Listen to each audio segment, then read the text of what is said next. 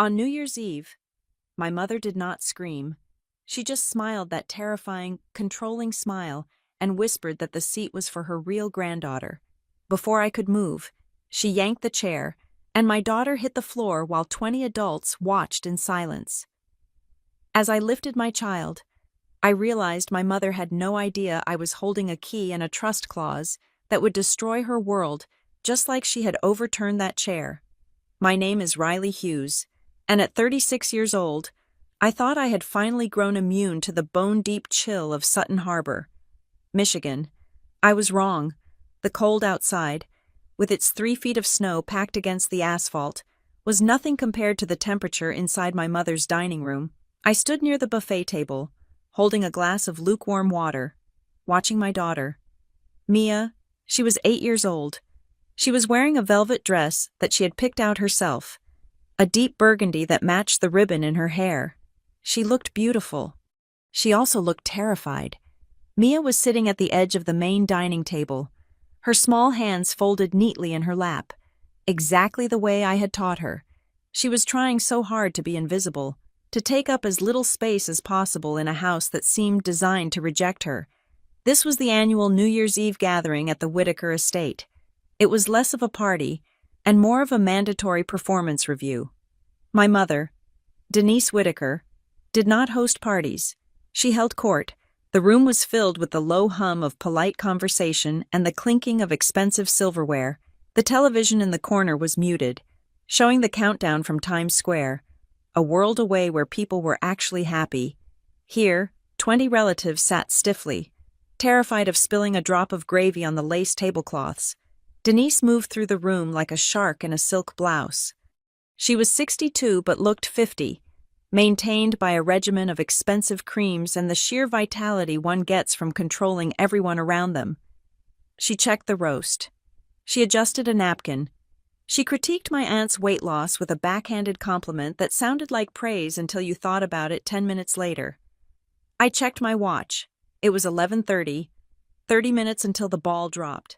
30 minutes until I could grab Mia, make an excuse about the roads icing over, and escape back to our small, safe duplex on the other side of town. "Relax, Riley," a voice drawled from the doorway. I didn't turn. I knew the voice. It was Brandon, my half-brother, 29 years old, handsome in a way that suggested he had never been told no in his entire life.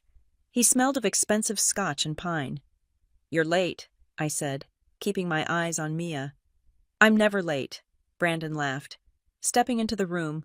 "I'm the event." Behind him trailed Poppy, his 6-year-old daughter, my niece. She was a sweet girl, innocent of the politics she was born into.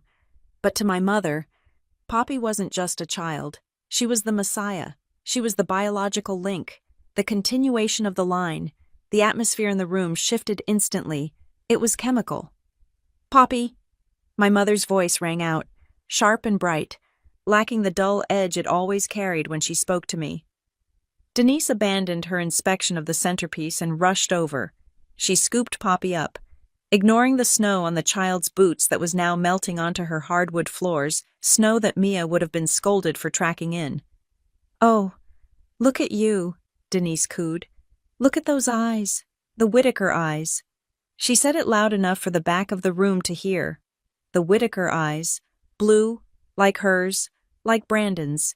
Mia had brown eyes, warm, intelligent, kind brown eyes. I watched Mia stiffen in her chair. She looked at me, seeking reassurance. I gave her a small, tight nod. "Just hold on," I mouthed. "Almost done." Brandon walked past me, clapping a hand on my shoulder. It was heavy and patronizing. "Good to see you, Riles. You look tired." "I work for a living." "Brandon," I said. He smirked, already moving toward the bar. "Work smarter, not harder, sis." The room began to settle for the countdown toast. This was the tradition. Everyone took their assigned seats. The sparkling cider was poured for the children. The champagne was uncorked for the adults. It was a choreography my mother had perfected over decades. I moved to stand behind Mia's chair. I wanted to be close. I had a bad feeling in my gut. a primal warning that the air pressure in the room had dropped too low, too fast. "All right, everyone. Places, places," Denise announced, clapping her hands. She guided Poppy by the hand toward the head of the table. There was only one empty seat left at the children's end of the table. It was the seat Mia was currently occupying. The room went quiet. The chatter died down. The only sound was the wind rattling the window panes and the low murmur of the TV announcer. Denise stopped. She looked at the table. She looked at Poppy. Then she looked at Mia. Mia smiled tentatively. "Hi, Grandma Denise. Happy New Year." My mother did not smile back. Her face was a mask of pleasant confusion, the kind that is far more dangerous than anger. "Oh, sweetie," Denise said. Her voice was soft, but it carried to every corner of the silent room. "You're in the wrong spot." Mia blinked. "I just sat where the card said." She pointed to the place card. It clearly read Mia. Denise reached out and plucked the card from the table.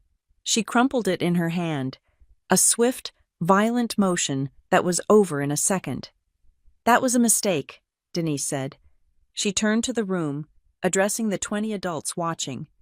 "We need the head of the kids' table for the toast, for the photo." I stepped forward. "Mom, there are plenty of chairs. Just pull up another one." Denise ignored me. She didn't even look at me. Her focus was entirely on my daughter. "Poppy needs to sit here," Denise said, her voice dropping an octave, becoming steel. "This seat is for the granddaughter." "I'm a granddaughter," Mia whispered. It was barely audible, but in the silence, it sounded like a shout. Denise leaned down. Her face was inches from Mia's. She was smiling, but her eyes were dead. "This seat," Denise said, enunciating every word, "is for the real granddaughter, the one with the blood, the one who belongs." My heart stopped. I saw the tears well up in Mia's eyes instantly. "Mom, stop," I said, my voice shaking. I reached for Mia. "Get up, child," Denise snapped. I said stop. I lunged forward, but I was too slow. "You out," Denise commanded. And then, she did the unthinkable. She didn't wait for Mia to slide off. She didn't wait for me to grab her. Denise grabbed the back of the heavy oak chair and yanked it backward with a shocking amount of strength. It wasn't a slide. It was a violent jerk. Mia lost her balance. Her small hands grasped at the tablecloth. But there was nothing to hold on to. Crash! Mia hit the hardwood floor hard. She landed on her side, a small, fragile heap of velvet and limbs. The glass of sparkling cider she had been guarding so carefully tipped over, splashing across the pristine white tablecloth and dripping down onto her dress like a dark, sticky wound. For 3 seconds, nobody breathed. The image burned itself into my retinas. My mother, standing tall, holding the empty chair like a trophy. My daughter, curled on the floor, too shocked to even cry yet.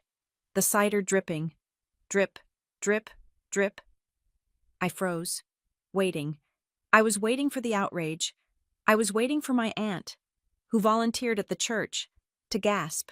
I was waiting for my uncle, the high school principal, to stand up and shout. I was waiting for Brandon, the father of a daughter himself, to say, "Jesus, Mom, that's too much." I looked around the room. 20 people. 20 adults who claimed to be family. My aunt looked down at her plate. My uncle took a sip of his drink. A cousin pretended to check a text message. And Brandon, I looked at my brother. He was leaning against the mantel, glass in hand. He wasn't shocked. He wasn't horrified. He was watching the scene with a faint, bored amusement. The corner of his mouth quirked up in a smirk that said, "Well, that's the rules." They were all complicit. Every single one of them. They were terrified of Denise, or they were on her payroll, or they simply didn't care because Mia wasn't blood. The silence was louder than any scream. Mia let out a small, choked sob. That sound broke my paralysis. I dropped to my knees beside her. Mia, honey, look at me." I checked her arms, her head. She was shaking, her face pale, her eyes wide with humiliation and pain. "I'm sorry," she whispered. "I spilled the juice. I'm sorry. Mommy? No, I said, my voice trembling with a rage so pure it felt like lava in my throat. No, you do not apologize. I scooped her up into my arms. She was too big to be carried, really. But in that moment, she felt weightless. I stood up. I turned to face my mother. Denise was calmly positioning the chair back at the table. She patted the seat cushion. Come sit, Poppy. Grandma has a special treat for you. She acted as if she had just swatted a fly, not assaulted a child. You're sick, I said. It came out low, guttural. Denise turned to me, her expression mild, almost bored. Oh, Riley, don't be dramatic. She slipped. She's clumsy. Just like, she waved her hand vaguely. Well, we don't know who she's like, do we? The cruelty was breathtaking. She didn't slip, I said. You pulled the chair. I was making room for family, Denise said. If you're going to make a scene, Riley, you can leave. We have a toast to do, a family toast. She emphasized the word family like a weapon. I looked at Brandon again. You're going to let her do this? Brandon shrugged. It's Mom's house, Riley. Mom's rules. Besides, the kid is fine. Don't ruin the night. I looked at them. The warmth of the room felt suffocating now. The smell of the roast beef made me nauseous. I realized then that I wasn't looking at a family. I was looking at a cult of money, bloodlines, and obedience. We're leaving, I said. Good, Denise said, turning her back to me to pour champagne for Poppy. Take the side door. I don't want the neighbors seeing you carrying on. I walked out. I didn't take the side door. I walked right through the front hallway, past the portrait of my grandfather, Walter Whitaker, that hung in the foyer. His eyes seemed to follow me. He looked stern in the painting, but I remembered him differently. I remembered sawdust and peppermint candy.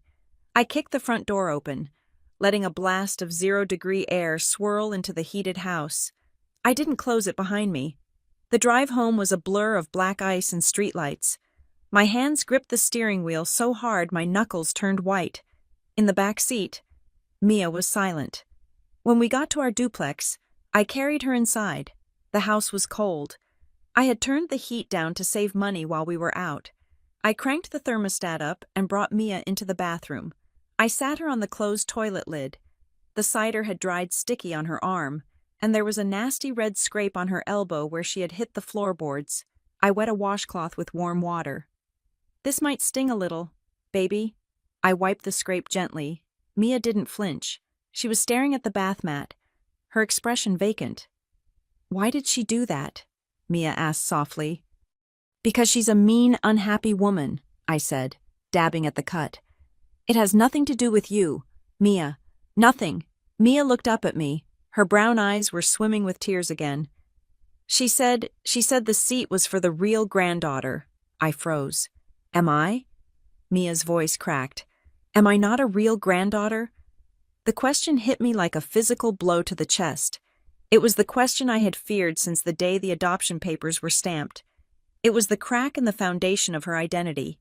And Denise had just taken a sledgehammer to it. I dropped the washcloth. I took Mia's face in my hands. Listen to me, I said fiercely. You are my daughter. You are real. You are the most real thing in this world. Grandma Denise is confused. She is wrong. Do you hear me? She is wrong. Mia nodded. But I could see she didn't believe me. Not fully. The seed had been planted. Denise had done the damage she intended. She hadn't just bruised Mia's elbow. She had tried to invalidate her existence. I put Mia to bed. I read to her until her breathing evened out, until the exhaustion took over. I walked out of her room and closed the door softly. I stood in the hallway of my small, rented house. It was silent, and then the rage came back. But it wasn't the hot, shaking rage from the dining room. It was cold. It was calm. It was clarifying. I walked into my bedroom. I didn't turn on the light. The street lamp outside cast long, jagged shadows across the floor. I went to the old oak dresser in the corner. It was the only piece of furniture I had from my childhood, a piece my grandfather. Walter, had made with his own hands. I remembered the day he died. 5 years ago, I was the only one holding his hand. Denise was out in the hall, arguing with the hospice nurse about billing. Brandon was nowhere to be found. Grandpa Walter had pulled me close. His grip was weak, his hands rough from 60 years of woodworking. "Riley," he had wheezed, "they think I'm just a simple carpenter. They think I didn't see what they were doing to the books, to the family." "Rest, Grandpa," I had said. "No," he had insisted. "Listen, if anyone touches what is yours, if they try to take from you, you must know how to read the paperwork. The devil is in the details, girl, and the salvation is in the clauses." I hadn't fully understood him then. I thought he was delirious. But tonight, as the image of my daughter falling to the floor played on a loop in my mind, his words echoed with terrifying clarity. If anyone touches what is yours, Denise had touched what was mine. She had hurt my child. She had declared war. I opened the bottom drawer of the dresser, underneath a stack of old winter sweaters. My hand found the false bottom. I pried it open. There it was, a small, heavy metal box, and taped to the top of it, a thick cream-colored envelope. I picked up the envelope. The handwriting was shaky but bold, written in the carpenter's pencil my grandfather always favored. For Riley. Don't wait. I reached into the hidden compartment again and felt the cold steel of a key. My mother thought the power in this family came from her shouting, from her manipulation, from her ability to humiliate an 8-year-old girl at a dinner table. She thought she held all the cards because she held the checkbook. She didn't know about the box. She didn't know that for 5 years. I had honored my grandfather's wish to keep the peace. I had kept the box closed. I had tried to be the good daughter, but the peace was over. I inserted the key into the lock. It turned with a satisfying, heavy click. The lid sprang open. To understand why a 62-year-old woman would pull a chair out from under an 8-year-old girl, you have to understand the kingdom of dust. That was what I called Harbor Light Crafted Company when I was growing up. It was my grandfather's legacy, a sprawling workshop on the edge of Sutton Harbor, where raw timber was turned into furniture that cost more than most people's cars. Walter Whitaker, my grandfather, built Harbor Light with a singular obsession. He loved the wood. He respected the grain. He could run his hand over a piece of white oak and tell you where the tree had stood and how much rain it had seen in 1992. But when Walter died, the sawdust was swept away, and the kingdom of dust became the kingdom of ledgers. My mother, Denise, did not love wood. She loved what the wood bought. I sat on the floor of my bedroom, the metal box open in front of me, but my mind was drifting back 10 years, trying to pinpoint the exact moment I became the enemy. It wasn't one big explosion. It was a slow erosion, like water wearing down stone. In the Whitaker household, there were 2 roles cast before we were even born. Brandon was the heir. I was the spare. But not just a spare. I was the defective spare because I had the audacity to have opinions. I remembered the summer I turned 16. I wanted to work at the shop. I wanted to learn how to sand, how to stain, how to feel the life in the timber like Grandpa did. I asked Denise for a job.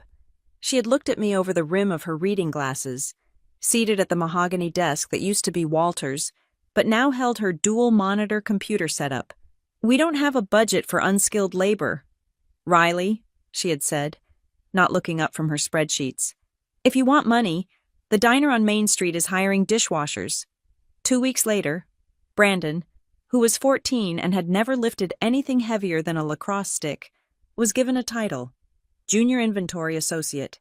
He was paid $18 an hour to sit in the air-conditioned back office and play games on his phone. That was the rule. Brandon was an investment. I was an expense. When it came time for college, the rule became a law. Brandon was sent to a private university on the East Coast, tuition fully covered by the Family Education Trust. He drove a brand-new SUV that the company leased for logistical purposes. I went to the state university 40 minutes away. I drove a 10-year-old sedan that rattled when I went over 50 miles per hour. When I asked about the education trust, Denise told me that the market was down. that liquidity was tight, and that taking out student loans would teach me fiscal responsibility. I learned responsibility. All right, I worked double shifts waiting tables while studying supply chain management. I learned the value of $1 because I never saw one I hadn't bled for.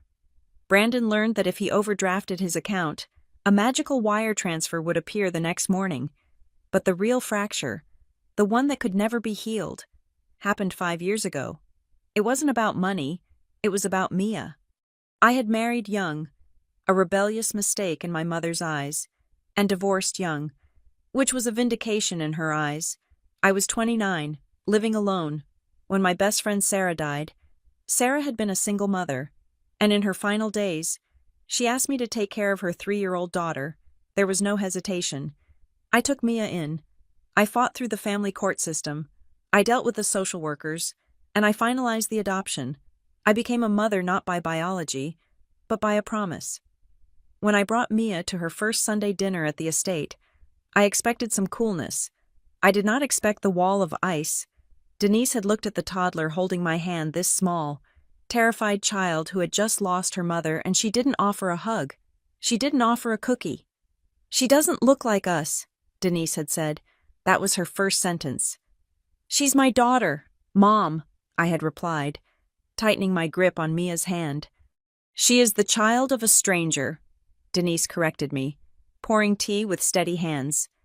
"It is a noble thing you are doing, Riley.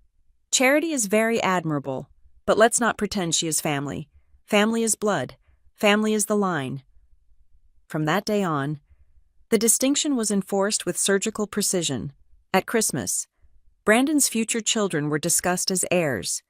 Mia was discussed as a responsibility when Brandon married Kara. Denise gifted them a down payment on a house. When I adopted Mia, Denise sent me a book on handling traumatized children. She was careful, though, in public, at the grocery store or the annual town fundraiser. Denise was the doting grandmother. She would pat Mia on the head and tell the neighbors, "Oh, Riley has such a big heart, taking in this poor little orphan." She spun the narrative so she looked like the saint supporting her daughter's charitable project. But inside the house, the walls had ears and the ledger had rules. I specifically remembered a Tuesday afternoon 3 years ago. I had gone to the estate to confront Denise about the trust fund. Grandpa Walter had set up the Whitaker Family Trust decades ago. I knew, vaguely, that it was supposed to cover education and medical needs for all his descendants. I found Denise in the sunroom, reviewing the quarterly earnings for Harbor Light. "I want to see the trust documents," I had said, standing my ground. "Mia is my legal child. Under the law, she is a descendant. I want to set up her college draw." Denise didn't even blink. She slowly took off her glasses and cleaned them with a silk cloth. "The trust is a complex financial instrument, Riley," she said, her voice dropping to that patronizing tone she reserved for me. "It's not a piggy bank. I manage it to ensure the capital survives for the future, for the real legacy." "Is Mia not part of the legacy?" I asked.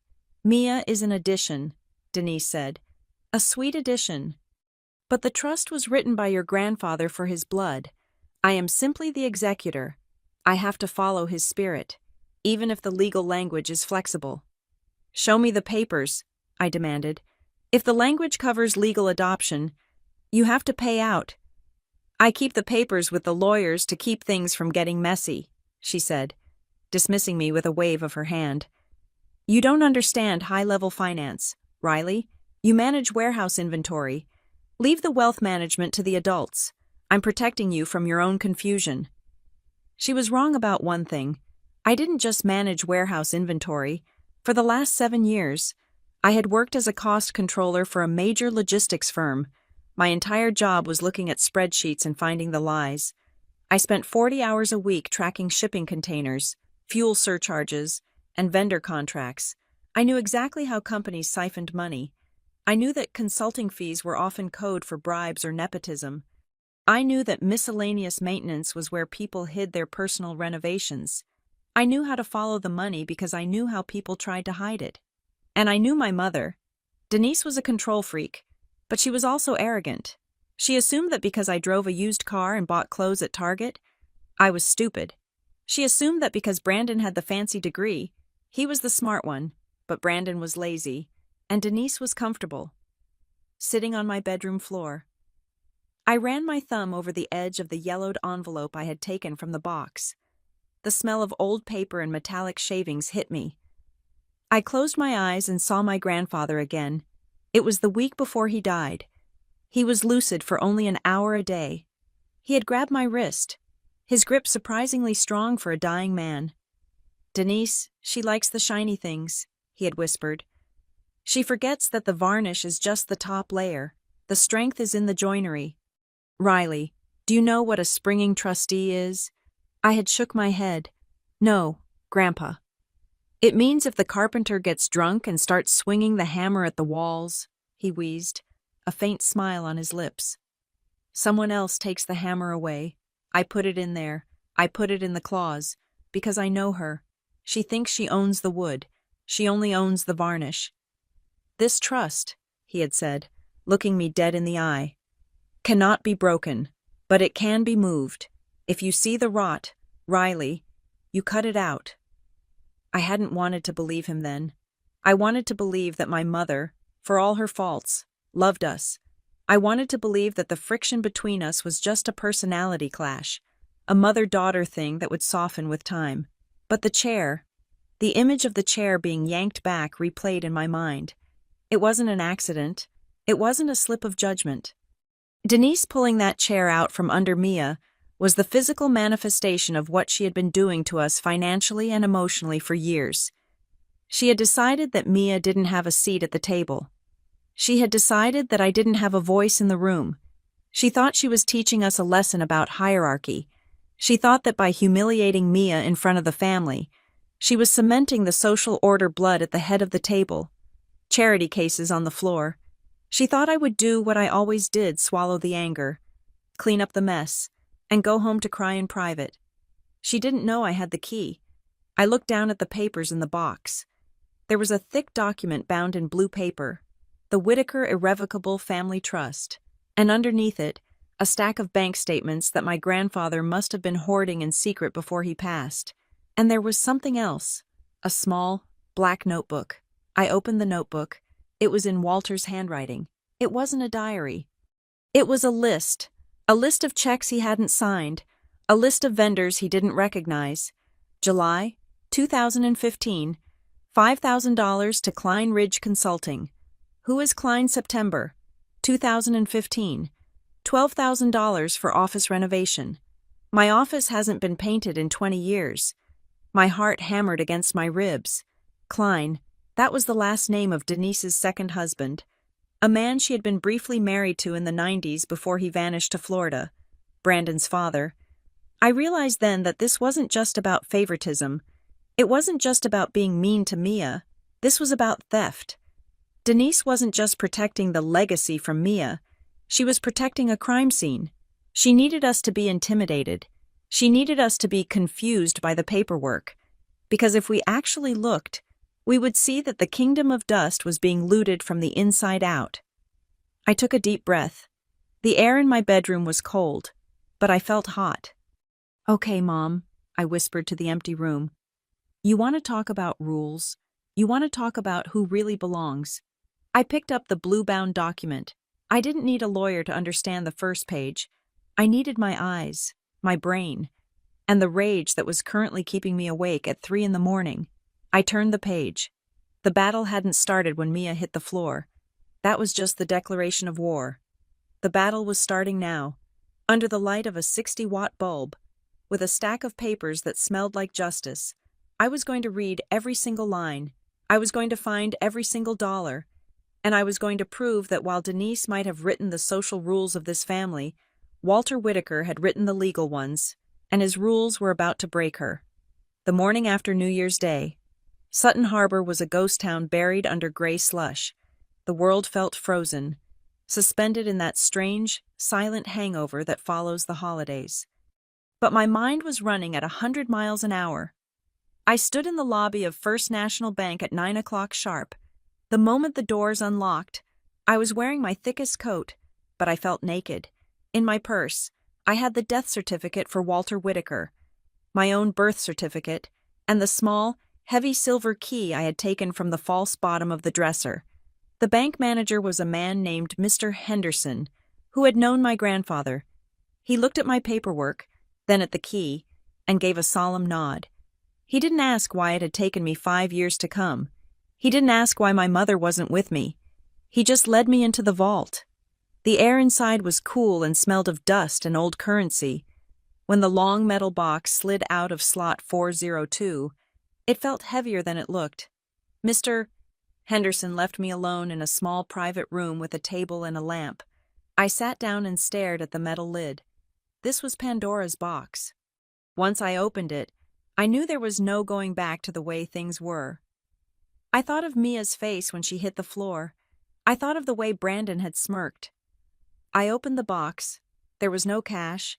There were no diamonds. It was exactly what Grandpa had promised: paper and data. Sitting on top was a thick envelope labeled Trust Agreement. Original. Beneath that was a silver USB drive, the kind that looked bulky by today's standards, and a small stack of index cards held together by a rubber band. The rubber band had dried out and snapped as soon as I touched it.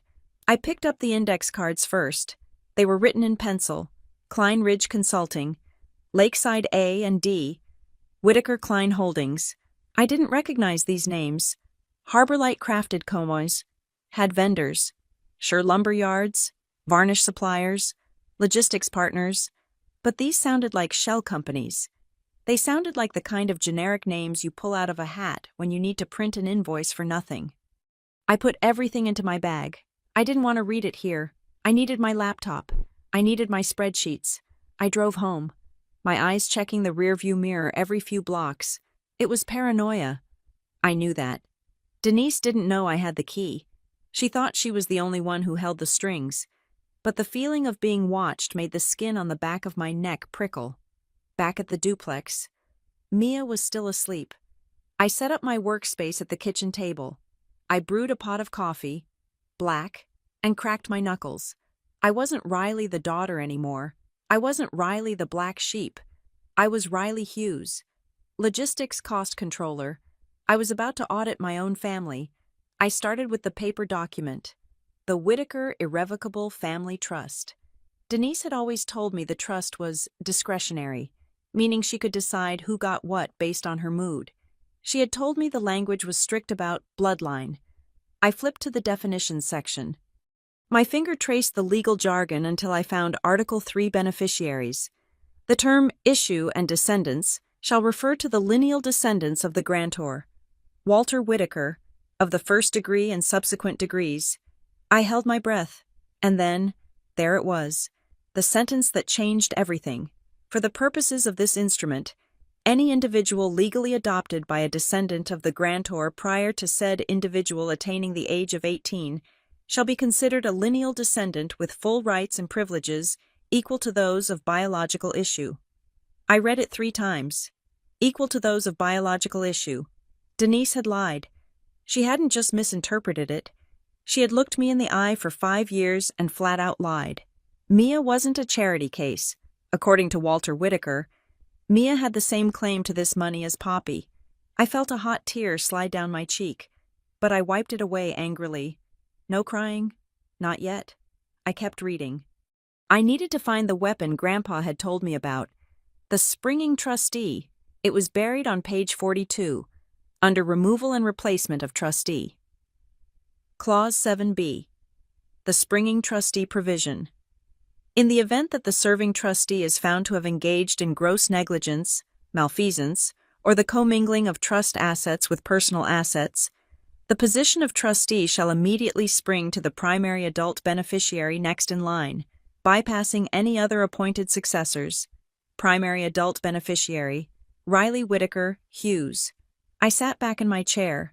The room was silent. But my head was roaring. Grandpa had known. He had anticipated that Denise might get greedy, and he had built a trapdoor.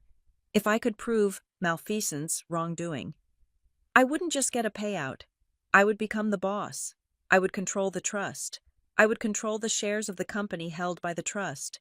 I would control Denise. But I needed proof. Accusations weren't enough. I needed numbers.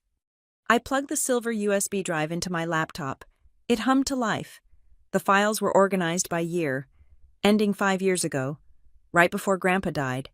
But inside the folders, there were scanned bank statements and emails he had archived. It seemed he had been quietly building a case against his own daughter during his final months. I opened a spreadsheet and started typing. I needed to build a timeline. I looked at the bank statements from the trust account. January 15, 2016. Transfer out $4,500. Recipient Klein Ridge Consulting LLC. February 15, 2016. Transfer out $4,500. Recipient Klein Ridge Consulting LLC. It was a monthly bleed. I opened a new tab on my browser and searched the state business registry for Klein Ridge Consulting. No website, no LinkedIn profile.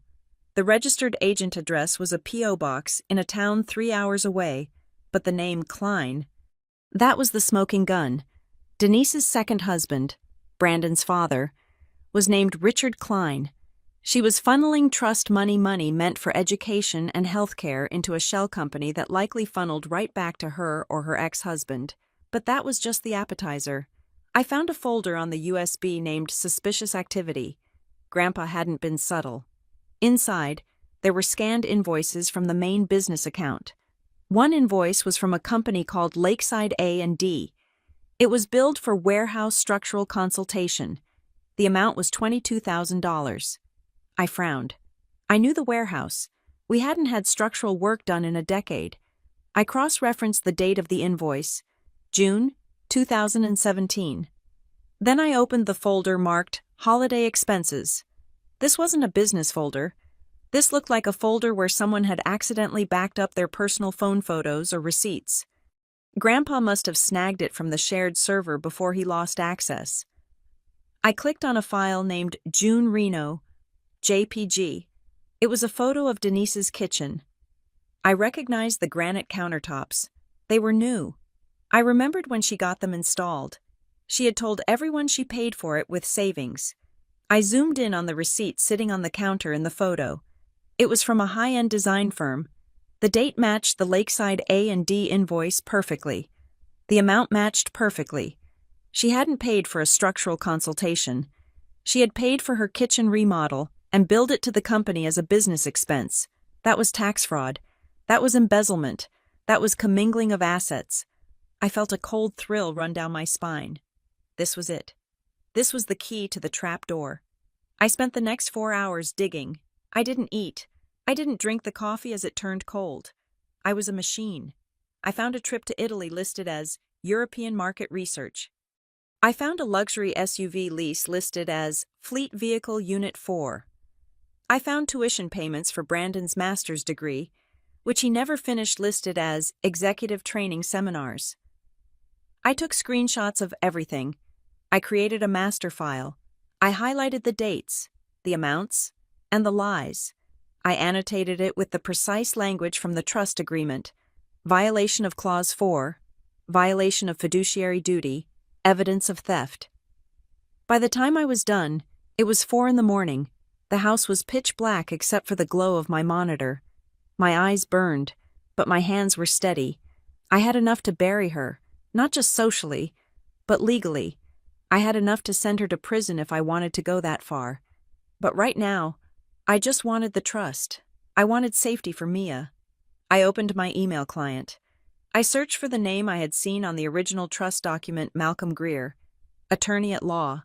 He was still practicing. His firm was in Detroit. He had a reputation for being a shark who ate other sharks. I composed a new email. Subject urgent. Breach of fiduciary duty. Walter Whitaker. Trust. Dear Mr. Greer, my name is Riley Hughes. I am the granddaughter of Walter Whitaker. I am in possession of the original trust agreement and evidence of systemic embezzlement and breach of fiduciary duty by the current trustee, Denise Whitaker. Attached is a forensic summary of unauthorized transfers to shell entities, including Klein Ridge Consulting, as well as proof of personal expenses charged to the trust corpus. Pursuant to Clause 7b, I believe the conditions for the springing trustee provision have been met. I am requesting an immediate review and a freeze on all trust assets. I am ready to proceed.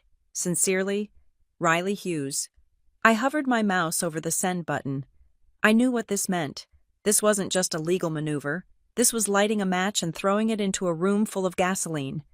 Once I sent this, there would be no more Sunday dinners. There would be no more pretending. Denise would come for me with everything she had. I looked at the closed door of Mia's bedroom. I remembered her asking, "Am I not a real granddaughter?" I pressed send. The screen refreshed. Message sent. I sat back. Exhaling a breath I felt like I had been holding for 20 years. It was done. I closed the laptop and walked to the window. The sky was just beginning to turn a bruised purple. The first hint of dawn. The snow on the street looked almost blue. I decided to try to get an hour of sleep before Mia woke up. I needed to be rested for the war. I laid down on the couch, pulling a blanket over me. I closed my eyes. I drifted off for what felt like 5 minutes. And then, the phone rang. It was a jarring, shrill sound in the quiet house. I jolted awake, my heart hammering. I looked at the clock. It was 6:15 in the morning. Who would call at 6:15, Mr. Greer wouldn't be in the office yet. I picked up my cell phone. The screen was bright in the dim room. The caller ID read Mom. My stomach dropped. I hadn't CC'd her on the email. I hadn't told a soul. Mr. Greer's office hadn't even opened yet. How did she know? I stared at the phone as it vibrated in my hand, buzzing like an angry insect. She knew. She always knew. I realized then that my investigation might have been thorough, but my security had been naive.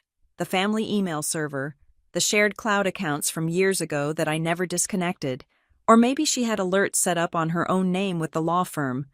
I didn't answer. I let it ring. But as the ringing stopped, a text message appeared on the screen. "We need to talk. Now.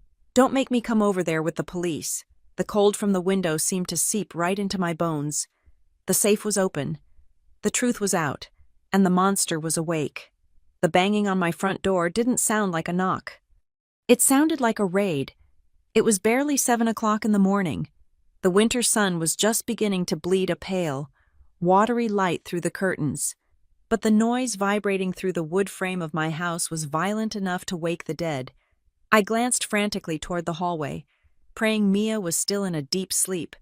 After the trauma of last night, she needed the rest. If she woke up and saw her grandmother now, I didn't know if she would scream or hide under the bed. I shoved the laptop into my tote bag and slid it under the couch. I patted my pocket to make sure my phone was there. Then, I unlocked the deadbolt. I didn't even get the chance to turn the handle fully. The door was pushed open from the outside with aggressive force, nearly clipping my shoulder.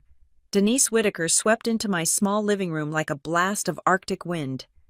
She was wearing a camel hair coat that probably cost more than my car, and her hair was perfectly coiffed, sprayed into a helmet of gold that defied the morning humidity. Brandon followed her, closing the door and leaning against it. He looked less put together. His eyes were bloodshot, and he was wearing a hoodie under a leather jacket, looking like a college kid who had been up all night partying, or in this case, panicking. "Where is it?" Denise demanded. "No, hello, no good morning, and certainly no. I'm sorry I assaulted your child 12 hours ago." I crossed my arms, leaning back against the wall to put some distance between us. "Good morning to you too, Mother. To what do I owe the pleasure of a home invasion?" "Don't play cute with me, Riley," Denise snapped, pulling her leather gloves off finger by finger. The sound of the leather stretching was sharp in the quiet room. "You sent an email to Malcolm Greer. I want to know what you sent, and I want to know where you got the files." "I sent what was necessary," I said, keeping my voice low and steady. "And I got them from the source you thought you buried." Brandon let out a scoff, pushing off the door. "See, I told you she was going to be dramatic about this. Riley, you're making a fool of yourself. You're harassing the family lawyers with unauthorized documents." "Unauthorized?" I looked at him. "They are grandfather's documents. I am a beneficiary. The only thing unauthorized here is the creative accounting you two have been doing with the trust corpus." Denise stepped closer. Her perfume Chanel and cold ambition filled my nose. You have no right to possess those papers. That safe deposit box was company property. If you took anything from it, that is theft, corporate espionage. It was a personal box, I corrected her. In Walter Whitaker's name, and since I have the key legally passed down to me, it's not theft. It's discovery. You think you're so smart, Denise hissed, her voice dropping to a dangerous whisper. You think because you check invoices for a trucking company you understand high-level estate planning. You don't know what you're looking at. You are looking at tax strategies. Riley, complex strategies. Is paying for your kitchen renovation a tax strategy? I asked. Is funneling $5,000 a month to a shell company in your ex-husband's name a strategy? Because to the IRS, that's usually called fraud. The color drained from Brandon's face. He looked at Denise, nervous.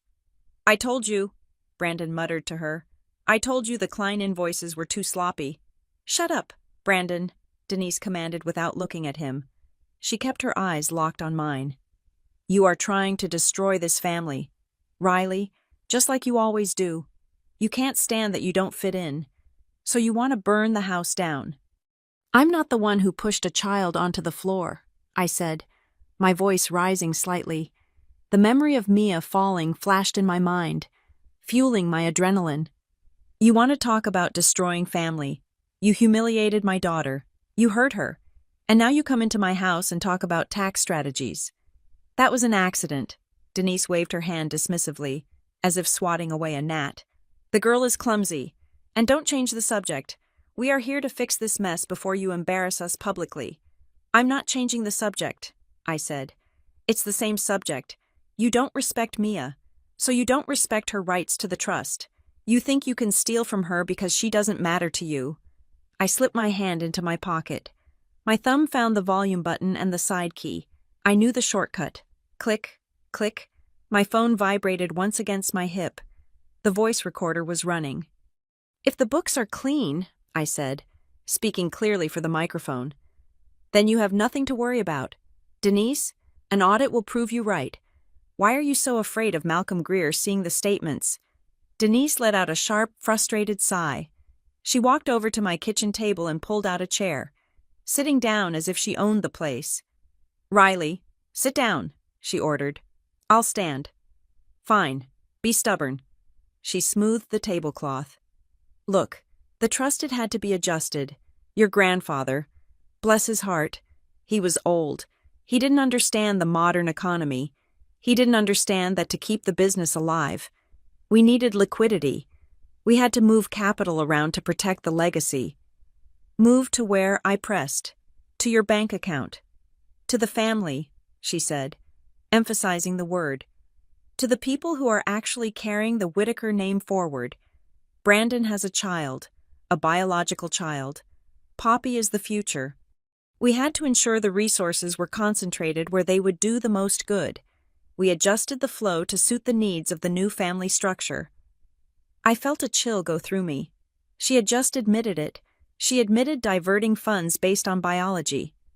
So you admit it, I said. You cut Mia out. You used the trust money to subsidize Brandon and Poppy because you don't consider Mia real family. It's not about feelings, Riley. It's about blood. Denise slammed her hand on the table. The trust was built on Whitaker sweat. It stays with Whitaker blood. That is the unwritten law of this family, regardless of what some liberal lawyer wrote on a piece of paper 30 years ago. But the paper is legal, I said. The unwritten law isn't... Brandon stepped forward. He tried to soften his tone, putting on the good cop face.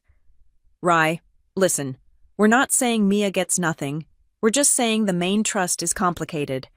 Mom and I were talking on the way over. We want to help. Help how? I asked, skeptical. We can set up a separate account for Mia, Brandon said, pulling a folded checkbook from his jacket pocket. A scholarship fund, completely separate from the Whitaker Trust. We can write a check today, $20,000, for her private school, or dance lessons, or whatever she needs. I looked at the checkbook, then I looked at Denise. She was watching me closely, her eyes predatory. 20,000, I repeated. And what do I have to do for this generosity? You recall the email, Denise said instantly. You sent a follow-up to Greer saying it was a mistake, that you were emotional and confused. You return the USB drive to me, and you sign a document stating you have no further claims against the estate management. It was a bribe, a cheap, insulting bribe. They were trying to buy my daughter's inheritance, which was likely worth hundreds of thousands, if not millions for the price of a used Honda. You want me to sell my daughter's rights for 20 grand? I let out a dry laugh. You really do think I'm stupid. It's 20,000 more than she has now, Denise said coldly, and it's 20,000 more than you'll get if you fight us. Because if you fight us, Riley, we will bleed you dry. We have the lawyers on retainer. You have a legal Zoom account. I have the truth, I said. The truth is expensive, Brandon countered. And dangerous. You don't know what you're opening up. Riley, the tax guys, we have specialists handling the reporting. If you start poking holes, you're going to trigger audits that go back 10 years. You're going to put the whole factory at risk. Do you want 300 employees to lose their jobs because you're jealous? I'm not jealous, I said. I'm the springing trustee. The room went dead silent. Denise stood up slowly. Her face was no longer red with anger. It was pale with hatred. You read that clause? She whispered. I read everything. You think you can take my company? Denise walked toward me until she was inches from my face. I built that business after your father ran off. I kept it alive when Walter went senile. It is mine. It belongs to the trust, I said, holding my ground. And the trust belongs to the beneficiaries, all of them. Denise stared at me for a long moment. Then, a terrifying calmness settled over her features. She reached into her purse. I was hoping it wouldn't come to this, she said. I wanted to handle this like family, but you are clearly not family anymore. She pulled out a thick white envelope. It wasn't a check. It was a legal packet. She shoved it against my chest. I grabbed it reflexively. What is this?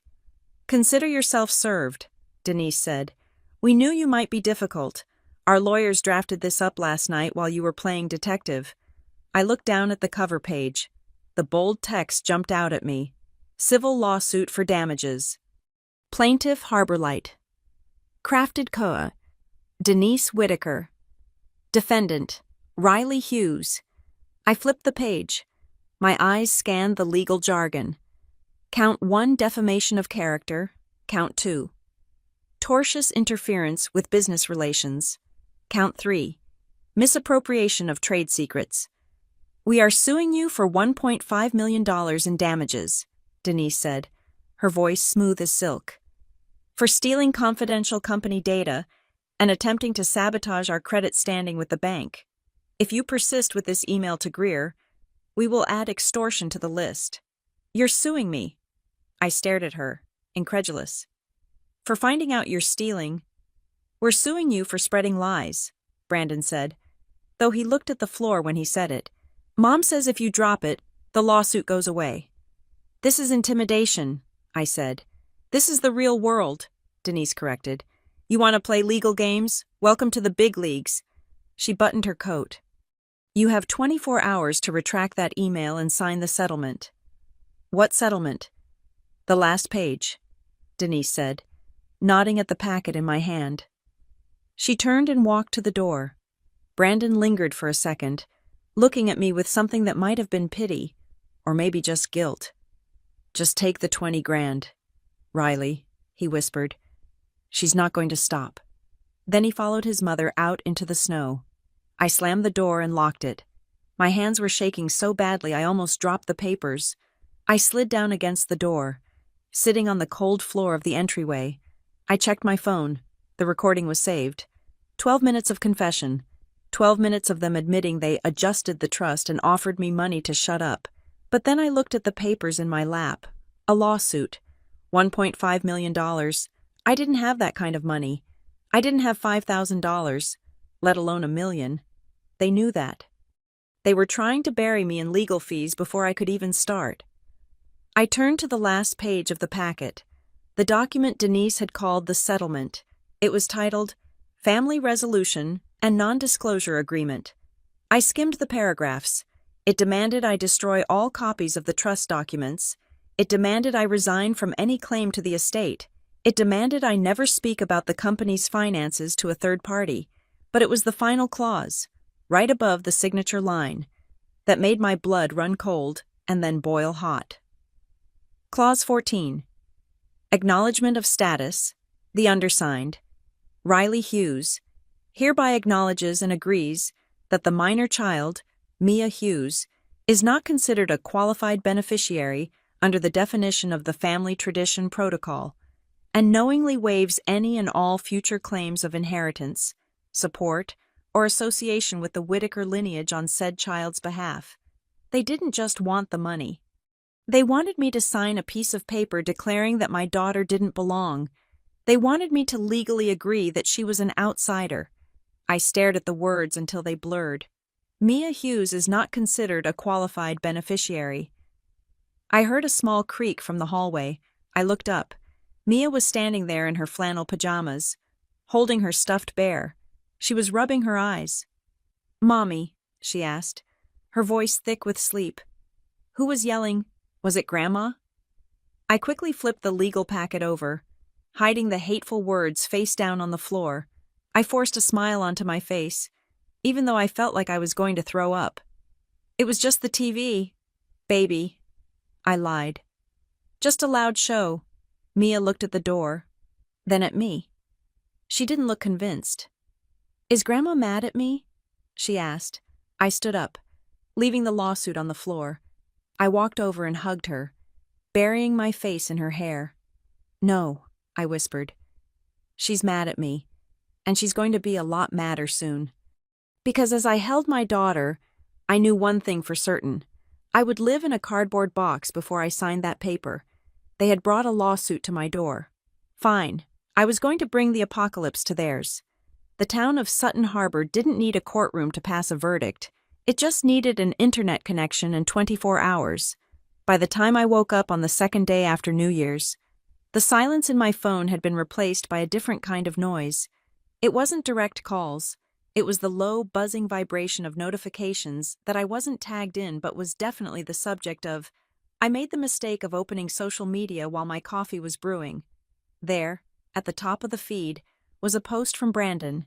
It was a photo taken inside the Harbor Light workshop.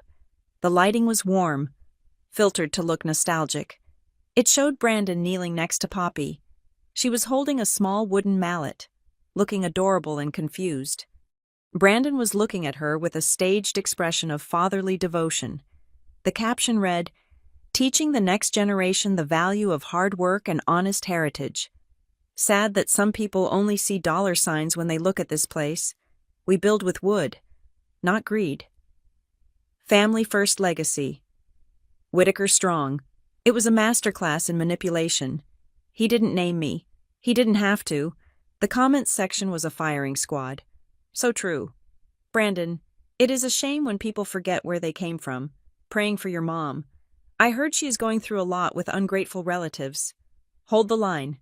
Denise. We support you. These weren't strangers. These were people I went to high school with. These were my mother's bridge club friends.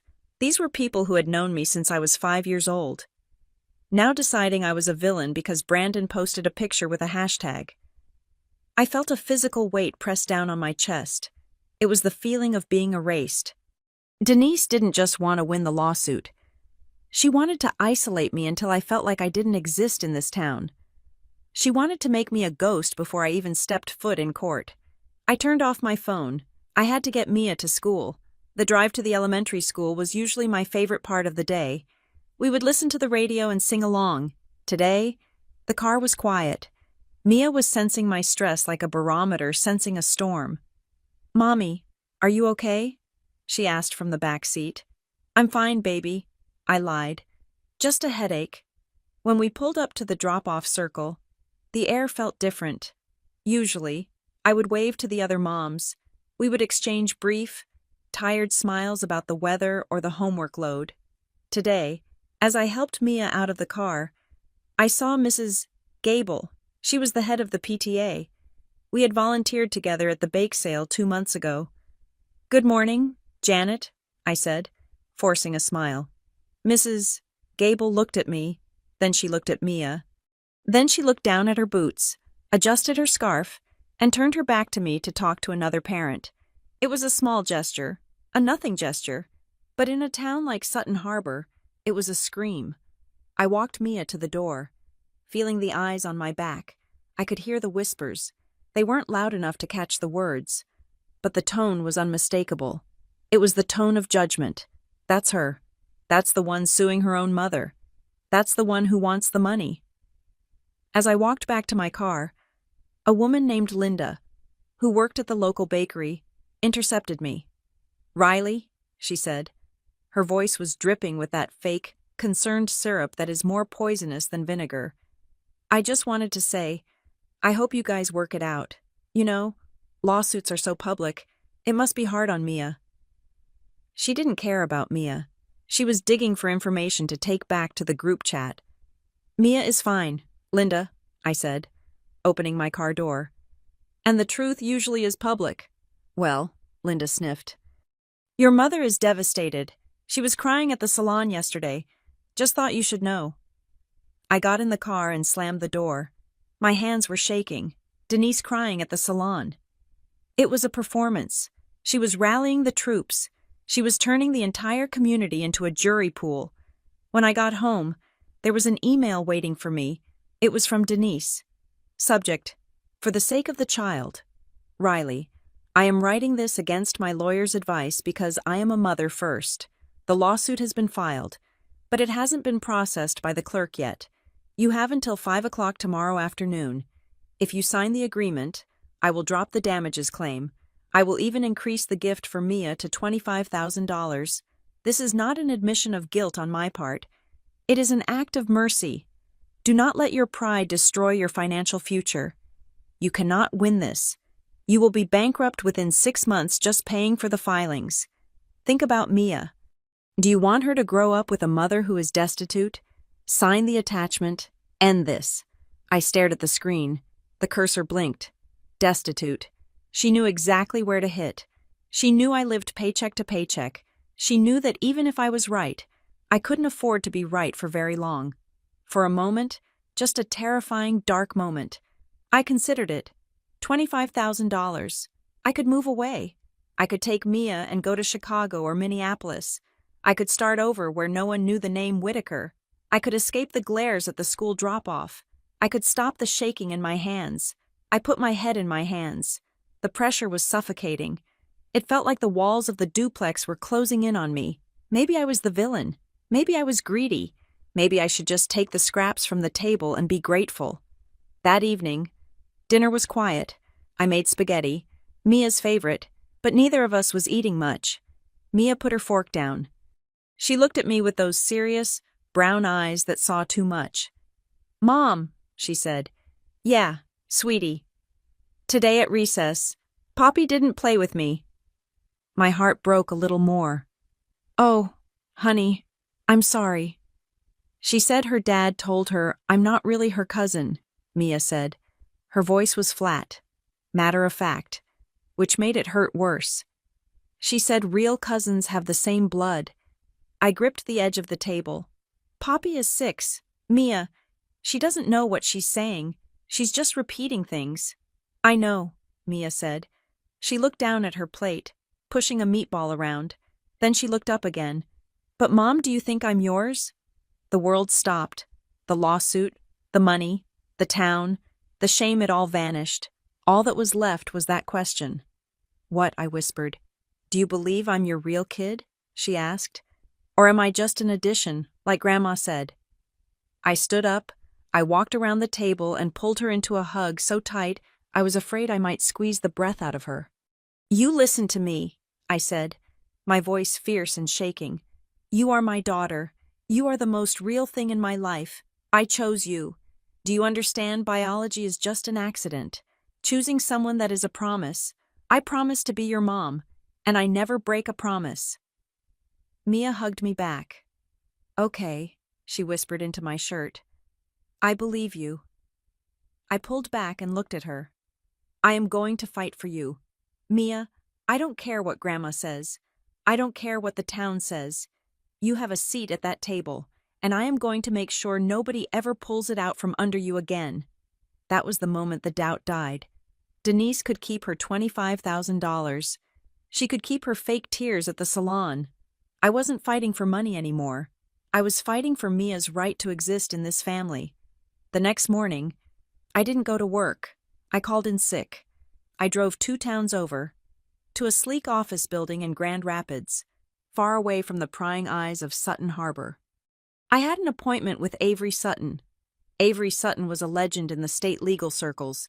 She wasn't a strip mall lawyer who handled DUIs and divorces. She was a corporate shark who specialized in trust disputes and family business wars. She cost $400 an hour, and I had drained my savings account to pay for the consultation. Avery was younger than I expected, maybe 40. She wore a sharp navy suit and had eyes that looked like they could cut glass. She listened to me for 40 minutes without interrupting once. She looked at the screenshots I had printed. She looked at the trust agreement. She looked at the lawsuit Denise had served me. Finally, she leaned back in her chair and took off her glasses. "Okay," Avery said. "Here is the good news. You are right. The springing trustee clause is valid. The evidence of commingling funds with the Klein entity is strong. If we get this in front of a judge, we win." I let out a breath. "Okay, so we go to court." "Here is the bad news," Avery continued, her voice level. "Denise knows she will lose in court. That is why she sued you first." "I don't understand," I said. "This lawsuit," Avery tapped the stack of papers Denise had given me, "is garbage, defamation, tortious interference. It's weak, but it serves a purpose. It's called a SLAP suit, strategic lawsuit against public participation, or in this case, a strategic lawsuit to bleed you dry." Avery leaned forward. "She isn't trying to win a verdict, Riley. She is trying to drown you in paper. She is going to file motions, request extensions, demand depositions. She is going to make this process take 2 years and cost you $50,000 in legal fees. She is betting that you will run out of money and energy before you ever get to a judge." "She wants me to quit," I said. "She wants you to break," Avery corrected. "She wants you to be so terrified of bankruptcy that you sign that settlement. It's a game of chicken. She is driving a tank, and you are on a bicycle." "So what do I do?" I asked. "I don't have a tank." Avery smiled. It was a small, dangerous smile. "No, but you have the map. You know where the bodies are buried. We don't play defense, Riley. We play offense. We file a countersuit immediately. We petition for an emergency injunction to freeze the trust assets. We make it dangerous for her to continue. Can we do that?" "I can do that," Avery said. "But I need more. The spreadsheets you found are great, but they are just numbers. To get an emergency injunction, to really scare her, we need a witness. We need someone who can say, 'Yes, Denise told me to hide the money.'" "I don't have a witness," I said. "It's just Denise and Brandon." "Dig deeper," Avery said. "Someone prepared those tax returns. Someone wrote those checks. People in these small family companies always think they are loyal, until they realize they might be liable." I left Avery's office feeling a mix of terror and adrenaline. I had hired her. The retainer check had cleared out my emergency fund. I was all in. That night, I sat in my living room, staring at the contact list on my phone. Who else knew the old bookkeeper, Mrs. Higgins, had died 3 years ago. Denise had replaced her with an outside firm, or so she said. My phone buzzed. It was 10:30 at night. A text message from an unknown number. Area code 231, local. "I heard you are asking questions about the Klein accounts." I stared at the screen. My heart hammered against my ribs. I typed back, "Who is this 3 dots appeared? Disappeared. Appeared again. I used to do the books for Harbor Light. Before your mother let me go because I asked too many questions about the kitchen renovation, I held my breath. This was it. This was the person Avery was talking about. "Can we talk?" I typed. "Not on the phone." The reply came instantly. "She checks the logs. Meet me tomorrow. 7 a.m. The diner on Route 6. The back booth." "Okay," I typed. "I'll be there." The final message chilled me to the bone. Come alone. And don't tell anyone, especially not your family. You have no idea how deep this goes. It's not just the money. The Route 6 diner was the kind of place that smelled of bacon grease and stale cigarette smoke. Even though smoking had been banned inside for 20 years, it was the last place anyone from the Whitaker social circle would ever set foot, which made it the perfect place for a treasonous meeting. I sat in the back booth, nursing a black coffee that tasted like burnt rubber. My eyes were fixed on the door. At 7 o'clock on the dot, a woman walked in. I recognized Tessa Monroe immediately, though she looked different than I remembered. When she worked at Harbor Light as the internal bookkeeper, she always wore crisp blazers and had her hair pulled back in a severe bun. Now, she was wearing a thick parka and a beanie, looking less like a corporate accountant and more like someone who was trying to disappear. She spotted me, hesitated, and then slid into the booth opposite me. She didn't take off her coat. "Did anyone follow you?" she asked. Her voice was tight, anxious. "No," I said. "I took the long way. Tessa, thank you for coming." She looked down at her hands. They were clasping a thick manila envelope so hard her knuckles were white. "I didn't do it for you," she said bluntly. "I did it because she ruined my reputation. When she fired me, she told the staffing agencies I was incompetent. She told them I made errors. I haven't been able to get a decent job in 3 years because of her." "She told the family you resigned for health reasons," I said, feeling a spike of anger on her behalf. Tessa scoffed. "She lies, Riley. That is what she does. She breathes lies." She pushed the envelope across the table. It felt heavy. "What is this?" I asked. "Insurance," Tessa said. "I made copies before she locked me out of the server. I printed the things that didn't make sense. I knew one day she would try to pin something on me, and I wanted to be ready." I opened the clasp. Inside was a stack of emails, invoices, and purchase orders. "Look at the third page," Tessa instructed, pulling a menu over to shield her face as a waitress walked by. I flipped to the third page. It was an email from Denise to Tessa, dated 4 years ago. Subject: vendor payment structuring.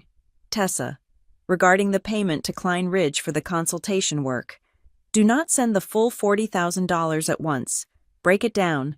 4 payments of $9,900 over 4 weeks. We do not need the bank flagging this for review. Keep it under the reporting threshold." My breath hitched. In the world of finance, that had a name. It was called structuring. It was a federal crime designed to bypass anti-money laundering laws. "She put it in writing," I whispered.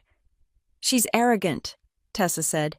"She thinks because she owns the company, she owns the laws. But look at the vendors. Riley, that's the real trick." Tessa pointed to a spreadsheet in the stack. It was a list of suppliers. "See this one, Northwood Logistics, and this one, Superior Shelving Solutions." "I recognize them," I said. "We use them for shipping and storage." "No," Tessa shook her head. "You use Northwood Trucking. Northwood Logistics is a shell company registered to a P.O. box in Delaware. Denise set it up. She pays the real trucking company the market rate, say $2,000 for a shipment, but she bills the trust $5,000 payable to Northwood Logistics. She pays the real bill, and she pockets the $3,000 difference." "She's skimming," I said. "She's marking up her own company's expenses and paying herself the profit." "It's not just skimming," Tessa said grimly. "It's bleeding. She's been doing this for 6 years. I tried to warn her that the margins were getting too thin, that the company couldn't support the drain. She told me to get creative with the inventory valuation. When I refused, she fired me." I looked at the papers. This was the map. My grandfather's files had shown the money leaving, but Tessa's files showed exactly how the machine worked. "Why, I asked. "The company makes good money. Why steal from herself?" "Because the company money belongs to the company," Tessa said. "And the trust money has rules. But Denise, she has expensive tastes. And Brandon has gambling debts." I looked up sharply. "Gambling debts. Online poker," Tessa said. "Tens of thousands. Guess who pays off the credit cards? The company. Underemployee retention bonuses. I felt sick. I thought of Brandon's smirk. I thought of his family first post. He wasn't protecting the legacy. He was protecting his bankroll. Take it, Tessa said, standing up. Burn her down, Riley, but leave my name out of it until you have a subpoena. She walked out into the cold morning air before I could even say thank you. I didn't go home. I went straight to Avery Sutton's office. When I laid the documents on Avery's desk, her eyebrows shot up.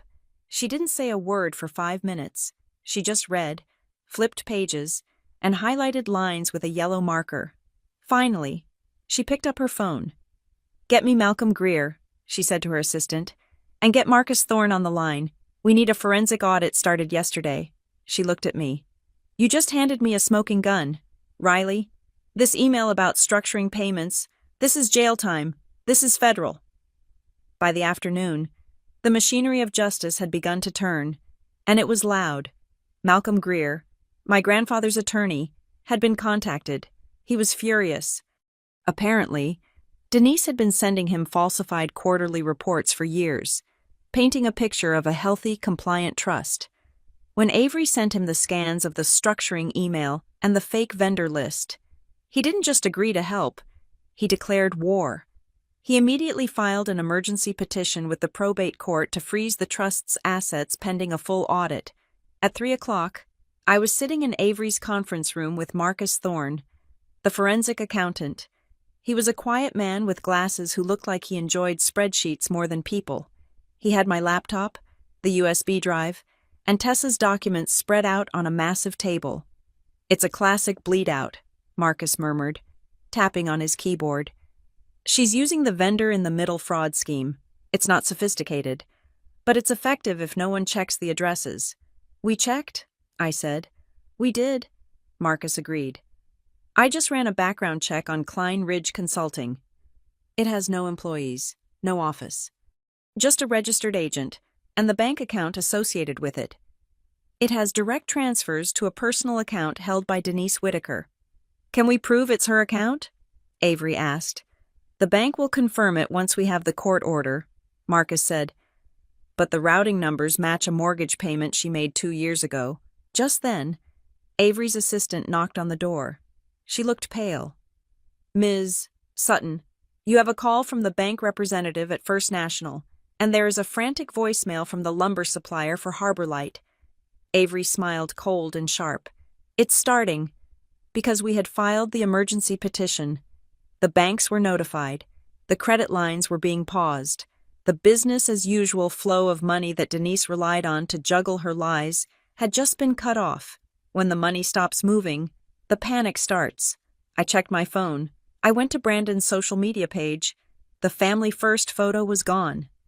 In fact, his entire account was set to private. "He's running for cover," I said, showing Avery the screen. "He knows the credit cards are about to stop working," Avery said. But if I thought Denise would go down quietly, I was dead wrong. She didn't attack the evidence. She didn't try to explain the fake vendors. She came for the only thing that mattered to me. At 4:30, my phone pinged with an email. It wasn't from Denise. It was from a family law firm I didn't recognize. Subject: emergency motion for custody modification. Mia Hughes. I froze. My fingers trembled as I opened the attachment. It was a legal filing. Denise was petitioning the family court to review my adoption of Mia. The language was vile. Petitioner Denise Whitaker alleges that the respondent, Riley Hughes, is suffering from acute paranoia and mental instability, evidenced by her recent harassment of family members and delusional accusations of theft. Petitioner asserts that the minor child, Mia Hughes, is being subjected to emotional distress and an unsafe environment due to the respondent's erratic behavior. Petitioner requests an immediate psychiatric evaluation of the respondent and temporary guardianship of the minor child to be granted to the petitioner. She was trying to take Mia. She was calling me crazy. She was using my investigation, the very truth I had uncovered, as proof that I was paranoid. "She's evil," I whispered. The room spun. "Avery, she's trying to take my daughter." Avery snatched the phone from my hand. She read the email in 10 seconds. Her face went hard as stone. "This is a desperation move," Avery said firmly. "She knows she's caught on the money, so she's trying to break you emotionally. She thinks if she threatens the girl, you'll drop the lawsuit to save custody." "Will it work?" I asked, my voice cracking. "Can she take her—" "Not on my watch," Avery said. "She just made a tactical error. She put herself in the position of claiming to be the safe guardian." Avery turned to me. "Do you have the video?" "What video?" "The video from the party, the chair, the fall." "I don't have it," I said. "Kara does, Brandon's wife." "Get it," Avery commanded. "If we show a judge that the woman claiming to be a safe guardian is the same woman who physically assaulted the child 3 days ago, this motion won't just be denied, it will be the nail in her coffin." I called Kara. I didn't know if she would answer. She was Brandon's wife. She was on the payroll, but she answered on the second ring. "Riley." Her voice was a whisper. "Kara, I need the video," I said. "She's trying to take Mia. She filed for custody." There was a silence on the other end. Then, a heavy sigh. "I saw the filing," Kara whispered. "Brandon told me. Riley, they are scared. They are really scared. I don't care if they are scared. I need to protect my daughter. Please, Kara, you saw what she did."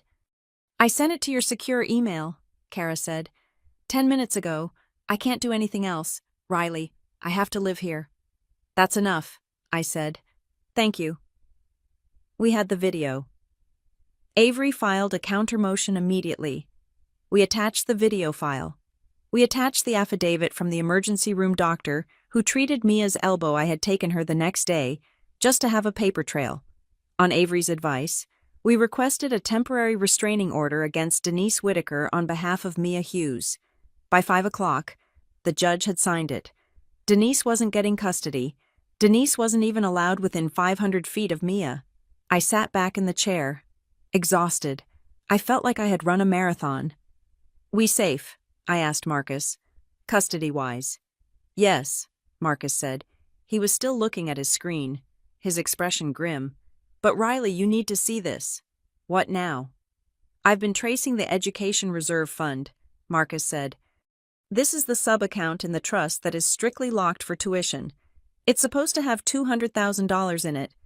And it's empty," Marcus said. I stared at him. "Empty."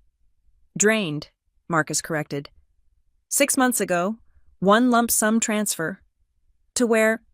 I asked. "Did she pay off Brandon's debts?" "No." Marcus turned the screen toward me. "She wired $180,000 to Riverview Luxury Estates." I blinked. "The retirement community." "Not just a community," Avery said, looking over his shoulder. "That's the deposit on one of their platinum villas, the ones with the lake view." The room went silent. Denise hadn't just stolen profit. She hadn't just covered gambling debts. She had liquidated the grandchildren's college fund Poppy's money, Mia's money to buy herself a luxury retirement home. She was planning to bail. She was planning to cash out, leave the empty husk of the company to Brandon, and retire in style while the rest of us fought over the scraps. "She was never protecting the legacy," I said, my voice cold. "She was cashing it out." Avery picked up her phone. "We're not waiting for the audit to finish," she said. "I'm calling the district attorney. This isn't civil anymore. This is grand larceny." The tunnel was open, the light was pouring in, and it was shining directly on my mother, holding a bag of stolen money, with nowhere left to run. The truth did not explode like a bomb. It did not happen with a bang and a cloud of smoke. Instead, the truth worked like a python. It wrapped itself around the Whitaker legacy and began to squeeze. By the third morning after I met with Tessa, the pressure was no longer theoretical. It was administrative. First National Bank was the first domino to fall. Because of the emergency petition Malcolm Greer had filed with the probate court, the bank's risk assessment department flagged the Harbor Light business accounts. They didn't freeze everything completely, not yet, but they placed a manual review hold on all transactions over $500. For a business that ran on cash flow, This was a cardiac arrest. I heard about it because Tessa still had friends in the accounts payable department. She texted me at 10 in the morning. Suppliers are calling. Checks are bouncing. The lumber yard just put a hold on the delivery for next week. They want cash on delivery or no wood. I sat in Avery Sutton's conference room, watching the fallout on my laptop screen. We had legal standing now, because I was the presumptive springing trustee. Avery had successfully argued that I had a right to monitor the financial health of the assets I was supposed to protect. She is bleeding, Avery said, staring at the latest report from the bank. She tried to move $50,000 to the Klein Ridge account this morning. The bank blocked it. She's desperate, I said. She knows the audit is coming. She is dangerous, Avery corrected. A trapped animal doesn't surrender. It bites. At 2 in the afternoon, the bite came. Denise's lawyer, a man named Sterling, who wore suits that were too shiny and smiled too much, requested an emergency mediation session. He claimed they wanted to resolve the misunderstanding before the court date. Avery advised against it. But I wanted to look her in the eye. I wanted to see if the cracks were showing. We met in a neutral conference room downtown. Denise was there. She wasn't wearing her usual armor of perfect makeup and condescension. She looked tired. The skin around her eyes was tight, and her hands, usually steady as rocks, were clasping and unclasping on the mahogany table. Brandon was there too. He looked worse. He was pale, sweating slightly, and he wouldn't meet my eyes. He kept checking his phone under the table. "Riley," Denise started, her voice sounding like dry leaves. "This has gone too far. The bank holds are strangling the shop. People's paychecks are at risk. Is that what you want? To starve the workers?" "You starve them when you skim the profits," I said, keeping my voice flat. "Don't put their hunger on my conscience. You ate their lunch years ago." Sterling cleared his throat. "We are prepared to offer a settlement, a generous one. Denise will agree to step down as the sole trustee. We will appoint a co-trustee board, you, Brandon, and a third independent party." I blinked. It was a massive concession. It was almost a surrender. "And the money?"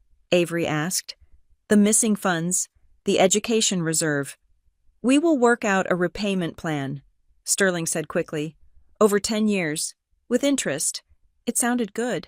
It sounded reasonable. It was the kind of deal a tired person would take. "What is the catch?" I asked.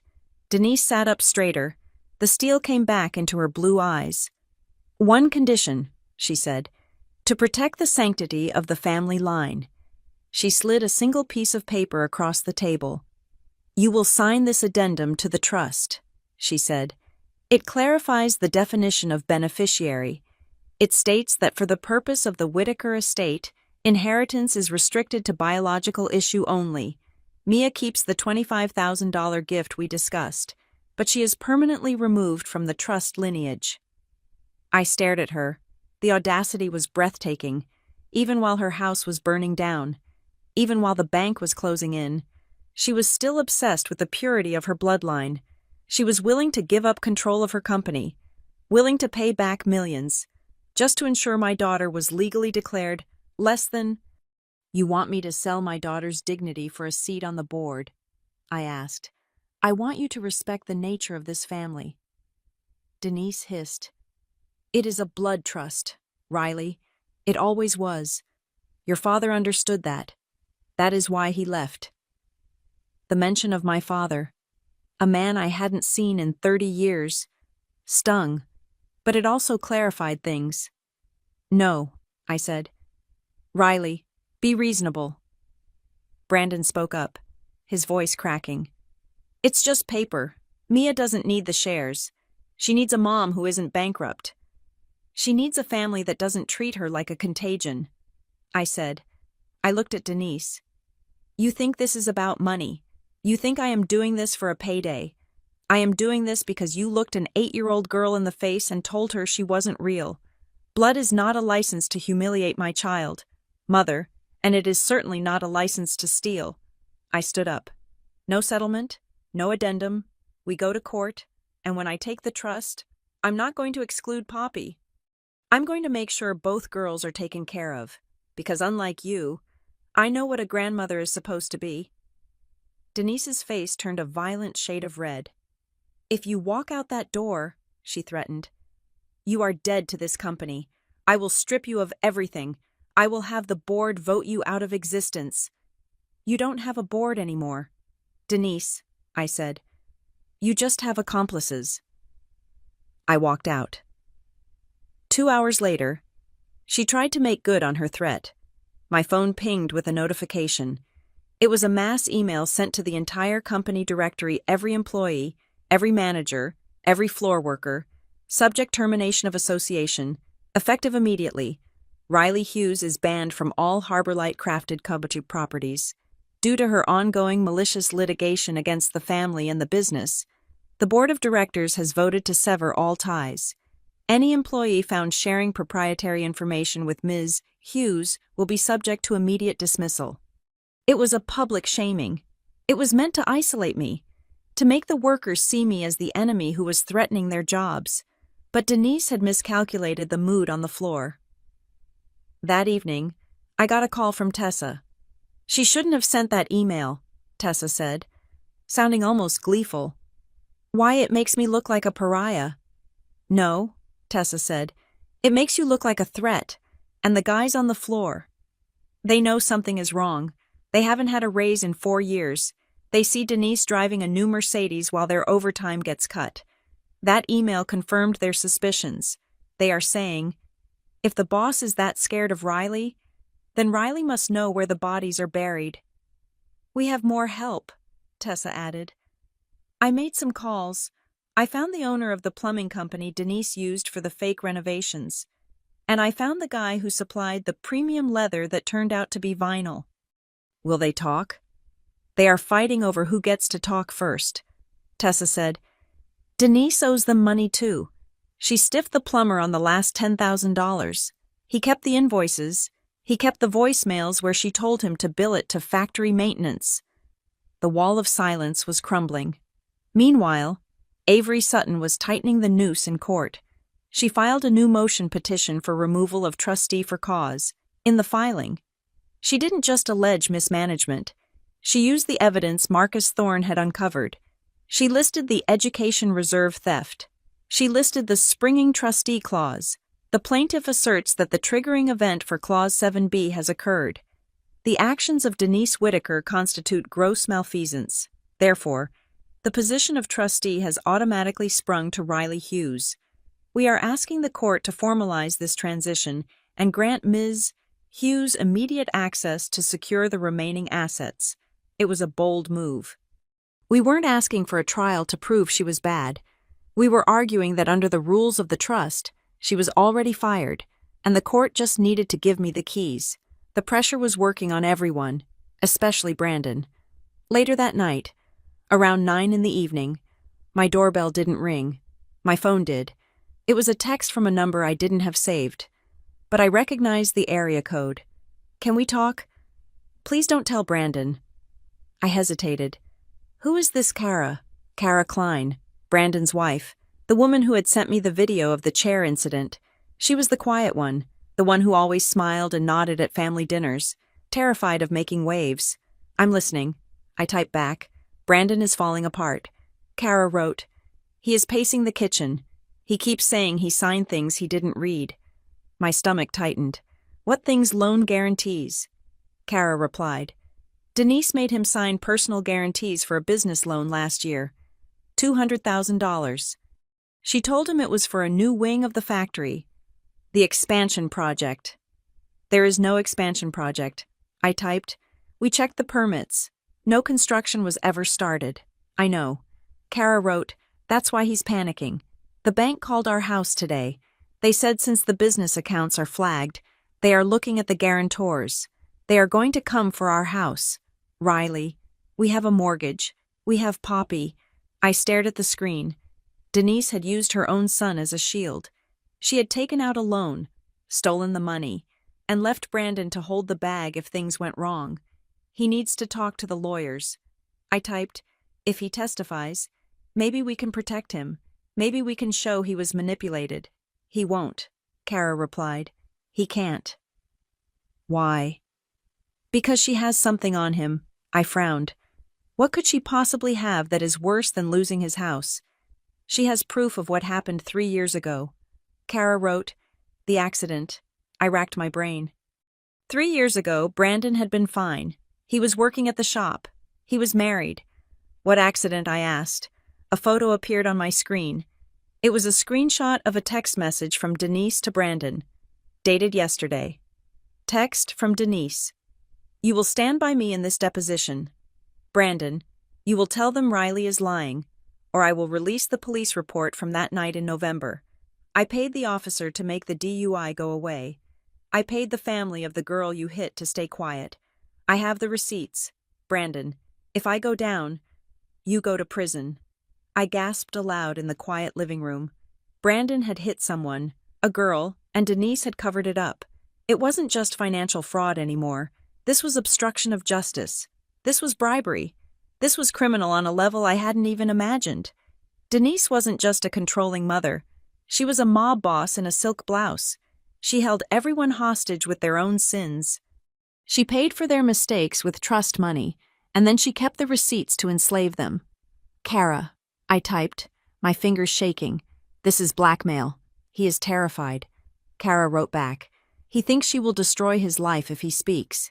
She is already destroying it. I replied. She stole Poppy's college fund. She put your house up as collateral for her retirement villa. She doesn't care about him. Kara, she owns him. There was a long pause. The 3 dots bubbled for what felt like an eternity. I can't let her take our home. Kara finally wrote, and I can't let Poppy grow up thinking this is what family means. What do you want to do? I asked. I'm going to find the receipts. Kara wrote, she keeps a separate file for family insurance. It's in the safe at the house, not the bank, the house safe. Kara, that's dangerous. I know the combination. Kara wrote, she uses Poppy's birthday. I stared at the phone. The leverage was shifting. The cracks in Denise's fortress were turning into canyons. She had pushed everyone too far. She had assumed that fear would always be stronger than love or survival instinct. But she was wrong. Be careful. I typed, I'll send you what I find. Kara replied, but Riley, when you take her down, promise me you won't let Poppy pay for Brandon's mistakes. I promise. I typed, Poppy is family, real family. I set the phone down.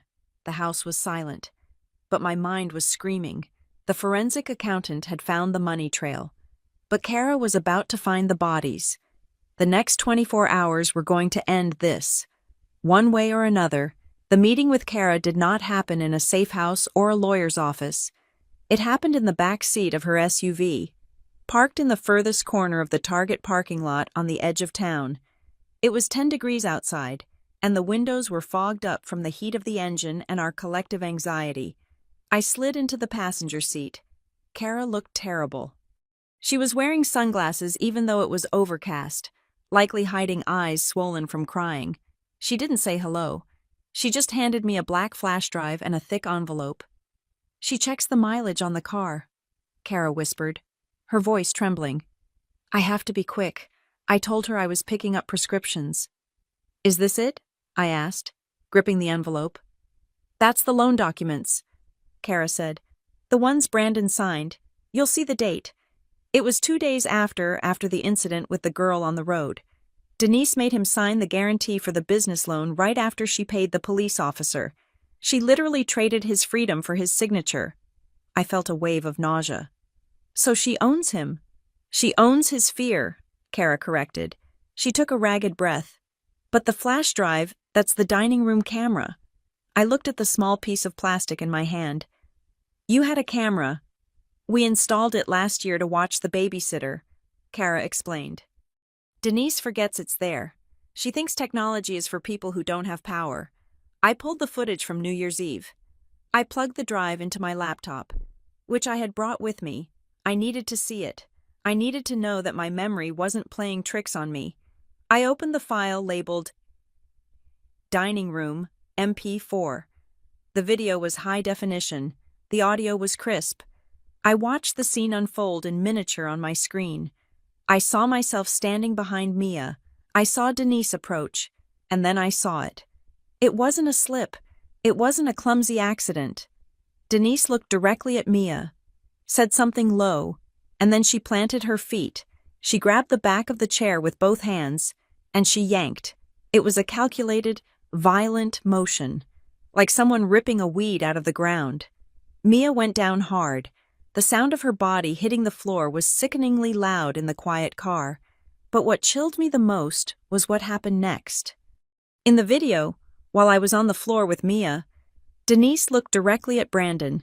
She didn't look worried. She looked satisfied. She gave him a tiny nod, a command. "Stay seated." And he did. "She assaulted my child," I whispered. "This isn't just bad manners. This is battery." "Are you going to put it on the internet?" Kara asked, her voice fearful. "If you do, the town will explode. Brandon will lose his mind." I closed the laptop. The temptation was there. I could upload this to social media right now. I could tag the local news. I could watch Denise Whitaker's reputation incinerate in real time. The comments section would tear her apart. But that was Denise's game. That was how she played with rumors, with public shame, with noise. "No," I said. "I'm not putting it on Facebook. I'm giving it to the judge. The internet forgets in 24 hours. Kara, the court record is forever. This video guarantees she never gets near Mia again. It proves she's a danger to children." Kara nodded, tears slipping out from under her glasses. "There is one more thing. The reason she is so obsessed with the real granddaughter thing." I looked at her. "Because she's a bigot. Kara, we know that." "It's not just that," Kara said. She turned to me, and for the first time, she took off her sunglasses. Her eyes were red and terrified. "It's Poppy." "What about Poppy?" "Denise doesn't think Poppy is Brandon's." The silence in the car was heavy. "What?" "When Brandon and I got back together, we had been on a break," Kara said, her voice barely audible. "I saw someone else briefly. Denise knows. She has always suspected that Poppy isn't a Whitaker. She has never done a DNA test, but she holds it over us. She tells Brandon that the only reason she treats Poppy like a princess is because she chooses to believe the lie." My jaw dropped. The hypocrisy was staggering. Denise spent her entire life preaching about the sanctity of blood, about the Whitaker line, about how Mia wasn't real because she was adopted, and yet she suspected her precious biological heir wasn't biological at all. "She uses it," Kara sobbed. "Whenever Brandon tries to stand up to her, she whispers it. Do you want me to order the test, Brandon? Do you want the whole town to know you're raising another man's bastard? Do you want me to cut her out of the will like I did Riley? So she protects Poppy to blackmail Brandon." I realized. She doesn't love Poppy. She loves the leverage. "She told Brandon that if he doesn't testify against you," Kara said, "she will demand a court-ordered paternity test as part of the trust audit. She will publicly humiliate Poppy to save herself." I felt a cold rage that was entirely different from what I had felt before. This woman wasn't just a thief. She was a monster who viewed children, whether adopted or biological, as nothing more than poker chips. "Listen to me," I said, grabbing Kara's hands. "She is not going to do that." "You can't stop her," Kara said. "She's cornered." "I can stop her," I said, "because I don't care about the DNA. Poppy is my niece. She is Mia's cousin. That makes her family. I am going to take the trust, Kara. And when I do, I'm not going to order a test. I'm going to secure Poppy's future so Denise can never hold $1 over her head again." Kara looked at me, stunned. "You would do that? Even after everything Brandon did?" "Brandon is weak," I said. "But Poppy is innocent, and I am done with Whitaker children paying for the sins of the adults." I left the car with the evidence that would end the war. I drove straight to Avery Sutton's office. When I showed her the video, she didn't smile. She just nodded grimly. "That's the kill shot for the custody motion," Avery said. "We submit this under seal to the judge. We ask for an immediate protective order. If she comes within a mile of Mia, she goes to jail." And the other thing, I asked. I told her about the paternity blackmail. Avery leaned back in her chair, tapping a pen against her lip. That is diabolical and useful. I don't want to use it, I said quickly. I'm not bringing up Poppy's parentage in court. I refuse to drag a 6-year-old through that. We don't have to prove the parentage, Avery said sharply. We prove the threat. Use the text messages Kara sent you. It proves Denise is using the trust assets and the threat of disinheritance to suborn perjury. She is blackmailing a witness. That is a felony. Riley, we don't need to know who Poppy's father is to prove Denise is a criminal.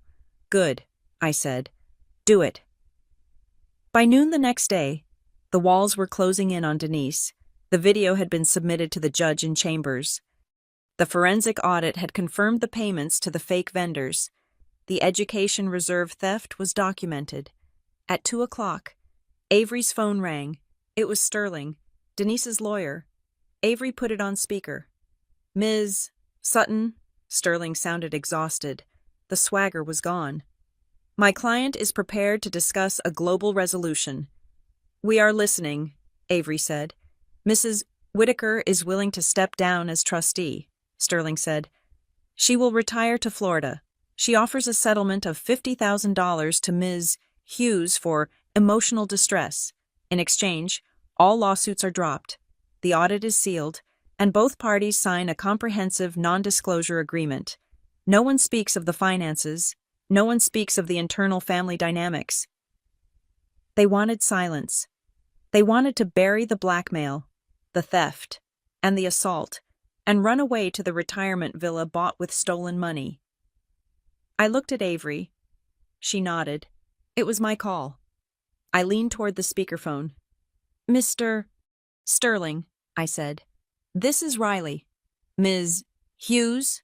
His voice was tight. Here is my counteroffer, I said. Write this down. I took a breath. 1. Denise resigns immediately. No board seat, no honorary title. Gone. 2. Full repayment of the misappropriated funds. She sells the villa. She liquidates her personal assets. Every dollar she stole from the education reserve and the company comes back. If she is bankrupt at the end of it, that is her problem. 3. I continued, my voice shaking with adrenaline. A public apology to Mia, in writing, admitting that the bloodline rhetoric was a violation of the trust's spirit. And 4. She signs a permanent restraining order. She never sees Mia again. She never sees Poppy again unless Brandon allows it. There was a long silence on the other end. That is vindictive, Sterling said. My client will never agree to public humiliation, and she will never agree to be cut off from her grandchildren. She cut herself off when she threw one on the floor and threatened to bastardize the other. I said, Take the deal, Sterling, or we play the video in open court next week, and then I hand the blackmail text to the district attorney. I will convey the message, Sterling said coldly. The line went dead. I felt a surge of triumph. We had them. We had the high ground, the evidence, and the moral authority. I went home early that day. I wanted to cook a real dinner for Mia. I wanted to celebrate the beginning of the end. But when I pulled into the driveway, I saw a process server's car parked at the curb. My heart stopped. Had they countersued? Had they found something else? A man in a cheap suit stepped out as I got out of my car. Riley Hughes. Yes. Service for you? He handed me a thin envelope and drove away. I stood in the driveway, the cold wind biting at my face. I tore open the envelope. It wasn't a lawsuit for money. It wasn't a defamation claim. It was a petition filed in the probate court. Petition for declaratory judgment, re-conflict of interest. I scanned the document, my hands starting to shake violently. Petitioner Denise Whitaker asserts that the presumptive trustee, Riley Hughes, possesses an inherent and disqualifying conflict of interest regarding the administration of the Whitaker Family Trust. Petitioner cites that the trust was established for the preservation of the Whitaker genetic lineage as the mother of an adopted child. Ms. Hughes has a financial incentive to dilute the shares of the natural-born heirs to favor her non-biological ward. Therefore, Petitioner requests that the court invalidate the adoption of Mia Hughes for the purposes of inheritance, or in the alternative, permanently disqualify Riley Hughes from serving as trustee due to her bias against the biological family. I stared at the paper. She was trying to annul Mia's rights. She was asking a judge to rule that my love for my adopted daughter made me unfit to handle money. She was arguing that being an adoptive mother was a bias against the real family. It was the nuclear option. She knew she couldn't win on the fraud, so she was trying to blow up the very foundation of my motherhood. She was telling the court, you can have the money, or you can have the girl. You can't have both. I looked up at the gray sky. You want to make this about the adoption, I whispered. I thought of the documents in my safe. I thought of the springing trustee clause. I thought of Kara's secret about Poppy. Denise had made a fatal mistake. She thought attacking the adoption would shame me. She thought I would back down to protect Mia's history.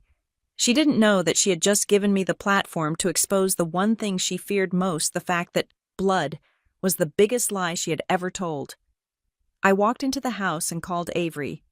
She filed, I said. I see it, Avery said, her voice sounding like she was sharpening a knife. She's arguing inheritance conflict. Get ready for court, I said. She wants to talk about what makes a real child fine. Let's put the whole damn family tree on the witness stand, including the parts she tried to prune. The days leading up to the final hearing were not filled with screaming matches or dramatic phone calls. They were filled with the suffocating quiet of paper. I sat on the floor of my living room, surrounded by the physical history of my daughter's life. To fight Denise's petition, this insane claim that my love for Mia was a conflict of interest, I had to prove that my motherhood was valid.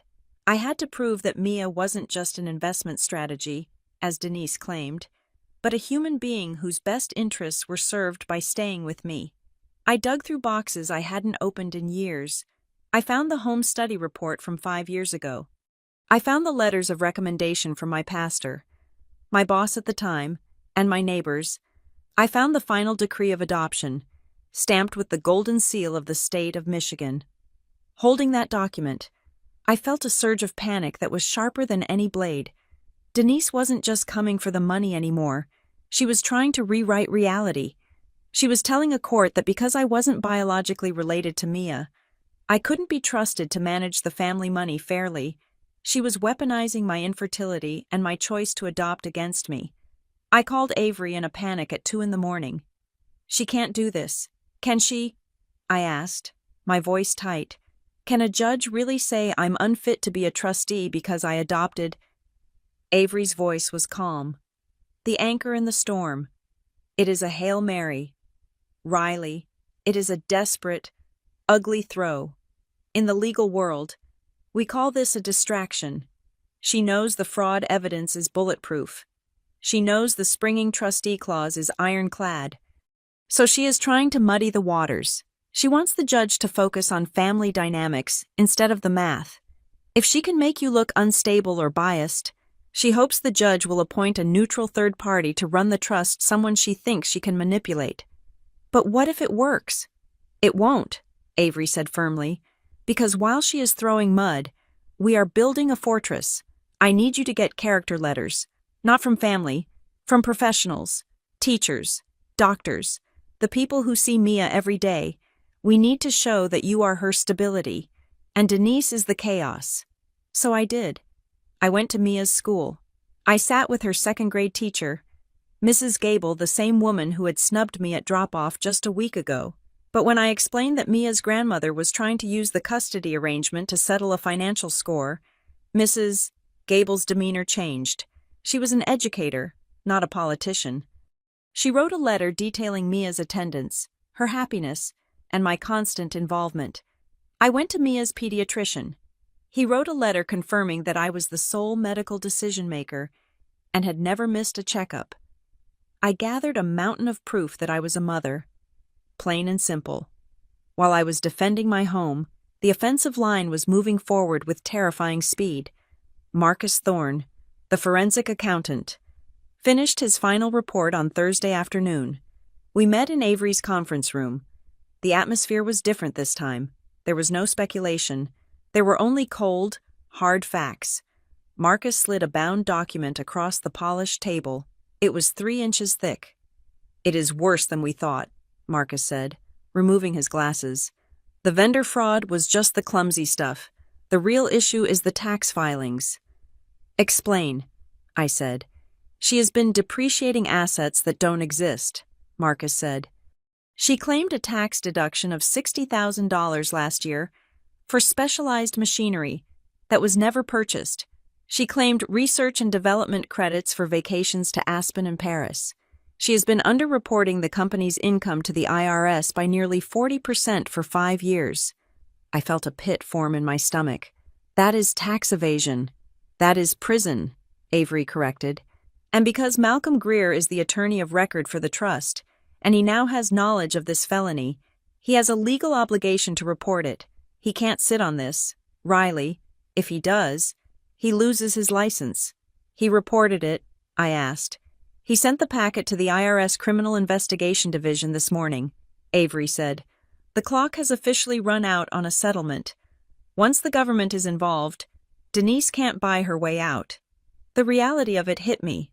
My mother was going to go to jail. Not because I wanted her to, but because she had flown so close to the sun on wings made of stolen cash that she had incinerated herself. That evening, I got a text. "Meet me. The pier. Alone. Please." It was Denise. Avery told me not to go. She said it was dangerous, but I knew it was over. I knew this was the last gasp, and I needed to look her in the eye one last time before the gavel came down. The pier at Sutton Harbor was desolate in January. The wind whipped off the lake, cutting through my coat. Denise was standing by the railing, looking out at the black water. She looked smaller. The camel hair coat looked too big for her. The perfect hair was windblown. I walked up and stood 6 feet away. I kept my hands in my pockets, gripping my phone. "You reported me to the IRS," she said. She didn't turn around. Her voice was flat. "The numbers reported you," I said. "I just turned on the light." She turned then. Her face was pale, the lines around her mouth deep and bitter. "I built it for you," she said. "For all of you. Do you think it was easy running a manufacturing plant in a town that is dying? I did what I had to do to keep the lights on. I got creative so Brandon could have a salary, so you could have a safety net." "You bought a retirement villa," I said. "You stole the college funds. Don't pretend this was altruism. Mom, you were cashing out." "I earned it," she snapped, her eyes flashing with that familiar fire. "I gave 40 years of my life to that sawdust factory. I deserved a life." "Not with Mia's money," I said. Denise stepped closer. Her face softened, shifting into a mask of tragic sorrow. It was a performance I had seen 1,000 times. "Riley," she said, her voice trembling. "Look at what you are doing. You are sending your own mother to prison. For what? For paper. For a point of pride. For justice." I said. "You can stop it," she whispered. "Greer listens to you. Tell him it was a mistake. Tell him we found the receipts. We can fix the tax returns. We can pay the penalties." "It's too late," I said. "It is never too late for family," she pleaded. Then, the mask slipped. The softness vanished, replaced by the steel that had cut me for 30 years. "Make a choice, Riley," she hissed. "You drop this. You drop the lawsuit. You drop the claim on the trust, or I swear to God, I will spend every last dime I have left destroying that adoption. I will hire experts to prove you are psychologically unfit. I will drag Mia through depositions until she doesn't know who she is. You want to be a mother? Prove it. Sacrifice the money for the girl." "If you choose that girl," she spat, pointing a gloved finger at me, "you lose this family. You lose everything." I looked at her. I looked at the woman who had raised me, the woman who had terrified me, the woman who had turned love into a transaction. I felt a strange sense of peace. "You don't get it," I said quietly. "You think that's a threat. But it's the easiest choice I've ever made." "You choose the stranger?" she asked, disgust dripping from her voice. I choose the daughter, I said. You chose the chair. Mom, you chose to pull the chair out from under a child because of your ego. You broke the compact. You don't get to dictate the terms of family anymore. I turned my back on her. If you walk away, she screamed over the wind. Don't you dare come to my funeral. I kept walking. I won't, I said to the wind. I'll be too busy running the company. The next morning, the final piece of the puzzle walked through the door of Avery Sutton's office. I was sitting with Avery, reviewing the witness list for the hearing. The receptionist buzzed in. Ms. Sutton Brandon Klein is here. He says it is an emergency. Avery and I exchanged a look. Send him in, Avery said. Brandon looked like a ghost. He hadn't shaved in 3 days. His eyes were red-rimmed and darting around the room as if he expected a sniper to be hiding in the potted plants. He wasn't wearing his usual expensive suit. He was wearing jeans and a hoodie, looking like the scared little brother I remembered from childhood. He stood in the doorway, wringing his hands. She knows, Brandon said. His voice was a croak. She knows Kara talked to you. She knows about the safe. Sit down, Brandon, I said gently. He collapsed into the chair. She called me this morning. She said I have to go to the police station today. She wants me to file a report saying I authorized the fake vendors. She wants me to take the fall. She wants you to confess to her crimes, Avery asked, her pen hovering over her legal pad.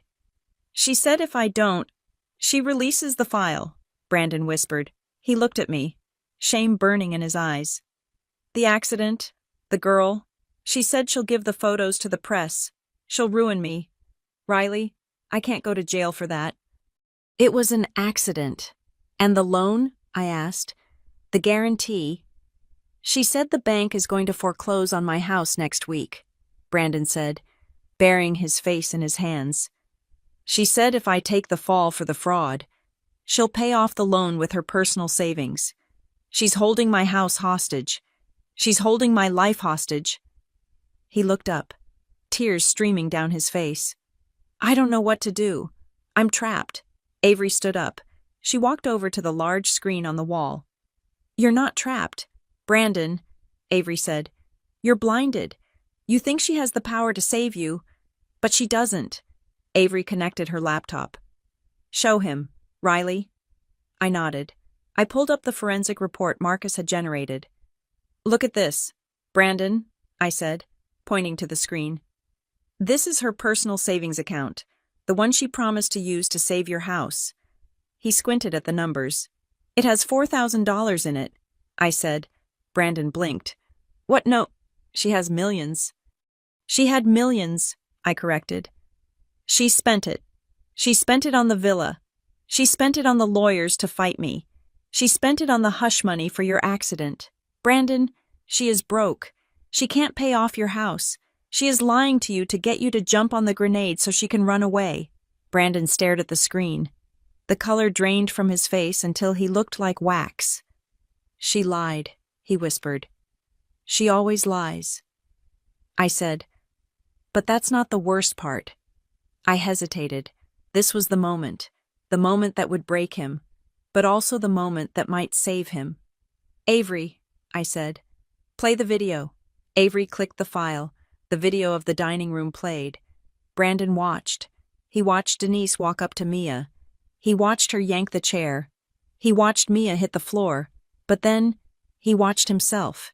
He watched himself sit there, smirk, and do nothing. He flinched as if he had been slapped. Jesus, he whispered.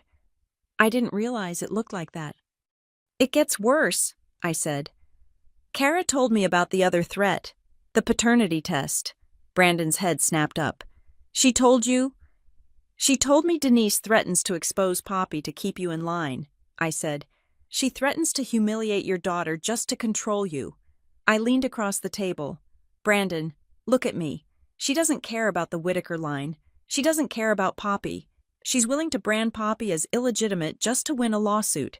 Is that the grandmother you want for your child? Brandon looked at the screen, where the numbers showed his mother was broke. He looked at the video, where his mother was violent.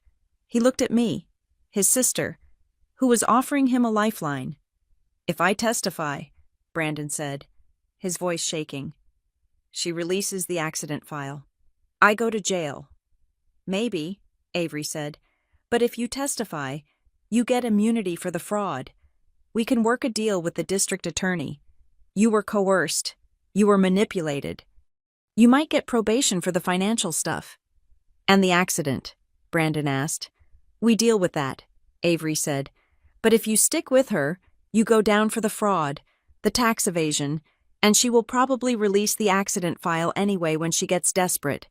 This is your only way out." Brandon sat in silence for a long minute. The room was so quiet, I could hear the hum of the hard drive. "She wanted me to say it was my idea," he murmured. "She wanted me to say I stole the money." He looked up at me. "She hates us, doesn't she?" "She loves herself," I said. "There isn't room for anyone else." Brandon took a deep breath. He wiped his face with his sleeve. He looked at the photo of Poppy he had as his phone wallpaper. "Okay," he said. "I'll do it. I'll testify." He looked at me, his eyes pleading. "But you have to promise me one thing, Riley. No matter what happens to me, no matter what the DNA says or doesn't say, Poppy is safe. She gets her share. She doesn't pay for this." "I already told Kara," I said, reaching across the table to take his hand. "Poppy is family, real family. That doesn't change." Brandon nodded. He pulled his hand away and picked up Avery's pen. "Where do I sign?" Avery pushed a blank affidavit toward him. "Start writing," she said. "Start with my mother, Denise Whitaker, instructed me to." As Brandon began to write, the pen scratching loudly against the paper. I looked out the window. The snow was falling again. Covering the gray streets of Sutton Harbor in a clean white blanket, we had the evidence, we had the springing trustee clause, and now we had the star witness. Denise thought she was walking into a courtroom to debate the validity of adoption. She didn't know she was walking into an execution. And the executioner was the son she thought she owned. The game was over. Now, we just had to watch the pieces fall. The courtroom in the Sutton Harbor District Courthouse smelled of floor wax and stale coffee. It was a smell I would forever associate with the end of my mother's reign. I sat at the plaintiff's table next to Avery Sutton. My hands were folded in my lap, resting on the thick binder of evidence we had spent the last week assembling. Across the aisle, Denise Whitaker sat with her lawyer, Sterling. She looked impeccable. She was wearing a navy blue suit, a string of pearls, and an expression of long-suffering dignity. To anyone walking in off the street, she looked like a saintly grandmother being persecuted by a greedy child. But the Honorable Judge Vance, a woman with gray hair and eyes that looked like they had seen every variety of human lie, did not seem impressed by the pearls. "We are here regarding the emergency petition to remove the trustee of the Whitaker Family Trust," Judge Vance said, her voice echoing in the high-ceilinged room, "and the cross-petition regarding the validity of the adoption status of the minor child. Mia Hughes, let's proceed." Sterling stood up first. He smoothed his tie. He started exactly where we expected him to, with the mud. "Your Honor," Sterling began, his voice smooth, "this case is not about money. It is about intent. Walter Whitaker founded this trust to protect his bloodline. The petitioner, Ms. Hughes, is attempting to dilute that legacy by forcing the inclusion of a non-biological child. My client, Mrs. Whitaker, has simply been trying to protect the family assets from external confusion." He was good. He made bigotry sound like financial prudence. Avery didn't even look up. She just waited for him to finish. When it was her turn, she stood up slowly.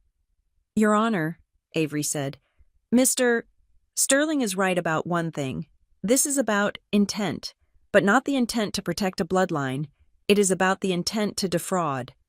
Avery walked to the podium. "We would like to begin with Exhibit A. The respondent claims she acts only out of love and protection for the grandchildren. We believe the court needs to see what that protection looks like in practice." Avery nodded to the clerk. The lights in the courtroom dimmed slightly.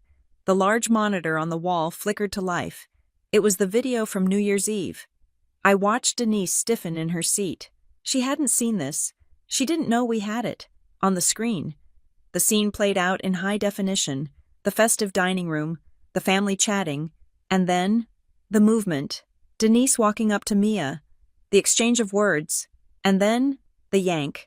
The sound of the chair scraping and Mia hitting the floor was shockingly loud in the silent courtroom. Thud. In the gallery. I heard a collective intake of breath. The 20 or so people watching, mostly curious locals, and a few factory workers, were stunned. Judge Vance watched the screen. She watched Denise stand over the fallen child. She watched Brandon smirk. She watched the other adults look away. The video ended. The lights came back up. "That," Avery said, pointing to the screen, "is how Denise Whitaker treats a beneficiary of the trust. It was not an accident. It was an assault. And it sets the stage for everything else we are about to show you." Denise was staring straight ahead, her face a mask of stone, but I saw a small tick jumping in her jaw. "Let's talk about the money," Avery continued. She called Marcus Thorne to the stand. Marcus was clinical. He didn't use emotional language. He just used math. "Mr. Thorne," Avery asked, "did you review the transaction history of the Whitaker Trust and Harbor Light Crafted Company?" "I did," Marcus replied. "And what did you find regarding the vendor Klein Ridge Consulting?" "I found that over a period of 5 years, $480,000 was transferred to this entity," Marcus said. "I found that the entity has no office, no staff, and provided no services. I traced the funds from the Klein Ridge account directly into a personal account held by Denise Whitaker." Sterling jumped up. "Objection circumstantial." "Overruled," Judge Vance said, writing something down. "And what about the education reserve?" Avery asked. "The fund is insolvent," Marcus stated flatly. $180,000 was removed 6 months ago. It was used to pay a deposit to Riverview Luxury Estates for a private residence in Mrs. Whitaker's name. The judge looked over her glasses at Denise. "You spent the Children's College Fund on a condo." Denise leaned over and whispered frantically to Sterling. Sterling stood up. "Your Honor, my client maintains that these were loans, internal family loans that were intended to be repaid." "Without documentation?" Judge Vance asked. "Without interest. That's not a loan, counselor. That's a piggy bank." Avery then played her ace.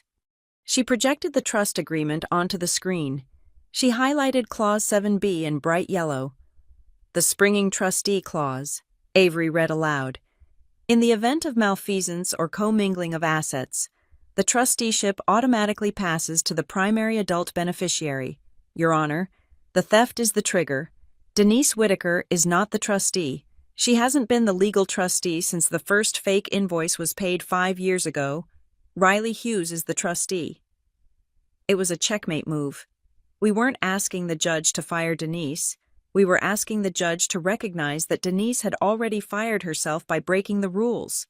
Denise's face was turning a blotchy red. She stood up, ignoring her lawyer. "This is ridiculous," she snapped. "I built that company. I moved the money to save the business. My son Brandon knew about it. He handled the operations. If there are accounting errors, talk to him." She was doing it. She was throwing him to the wolves right in open court. Judge Vance banged her gavel. "Sit down, Mrs. Whitaker." Avery turned to the back of the room. "We call Brandon Klein to the stand." Denise froze. She turned around slowly. She looked at Brandon, who was sitting in the back row, his head down. She stared at him with a look that promised nuclear war. She clearly thought he wouldn't do it. She thought the threat of the accident file would keep him silent. Brandon stood up. He walked down the aisle. He looked terrified, shaking like a leaf. But he kept walking. He took the stand. He was sworn in. "Mr. Klein," Avery said gently, "did you authorize the payments to the fake vendors?" Brandon took a breath. He looked at his mother. Then he looked at me. Then he looked at the judge. "No," he said. His voice was quiet. "I mean, I signed the checks, but I didn't create them. My mother did." "Why did you sign them?" Avery asked. Because she told me to, Brandon said. She told me that if I didn't, she would ruin me. Ruin you, how? She holds debts over me, Brandon said. Gambling debts, and other things, personal mistakes I made in the past. She keeps a file. She told me that if I ever went against her, she would release the file to the police and the press. She told me she would take my house. Liar, Denise screamed. She actually screamed it. He's lying. He's ungrateful trash. Mrs. Whitaker, one more outburst and I will hold you in contempt, Judge Vance barked. Avery walked over to the defense table and dropped a stack of paper in front of Sterling.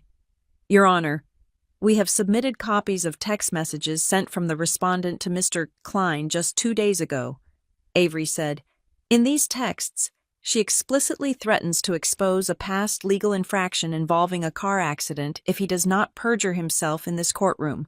She also threatens to publicize questions regarding the paternity of his daughter, Poppy, to humiliate him into silence. The courtroom went dead silent. Judge Vance picked up the copies of the texts. She read them.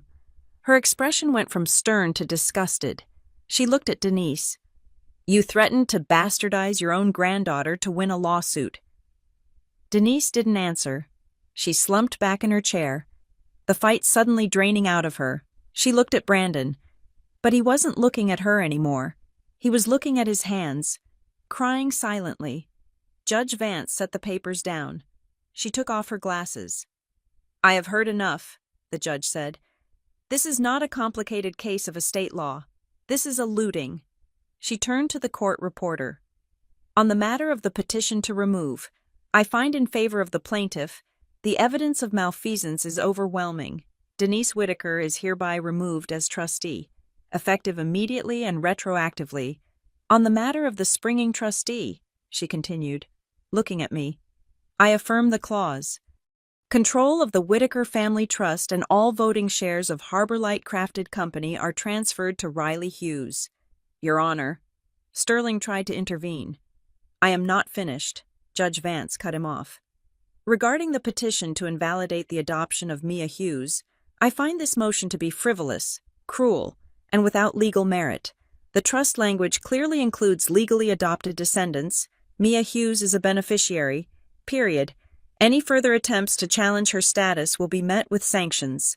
The judge turned her gaze on Denise. It was a look that could peel paint.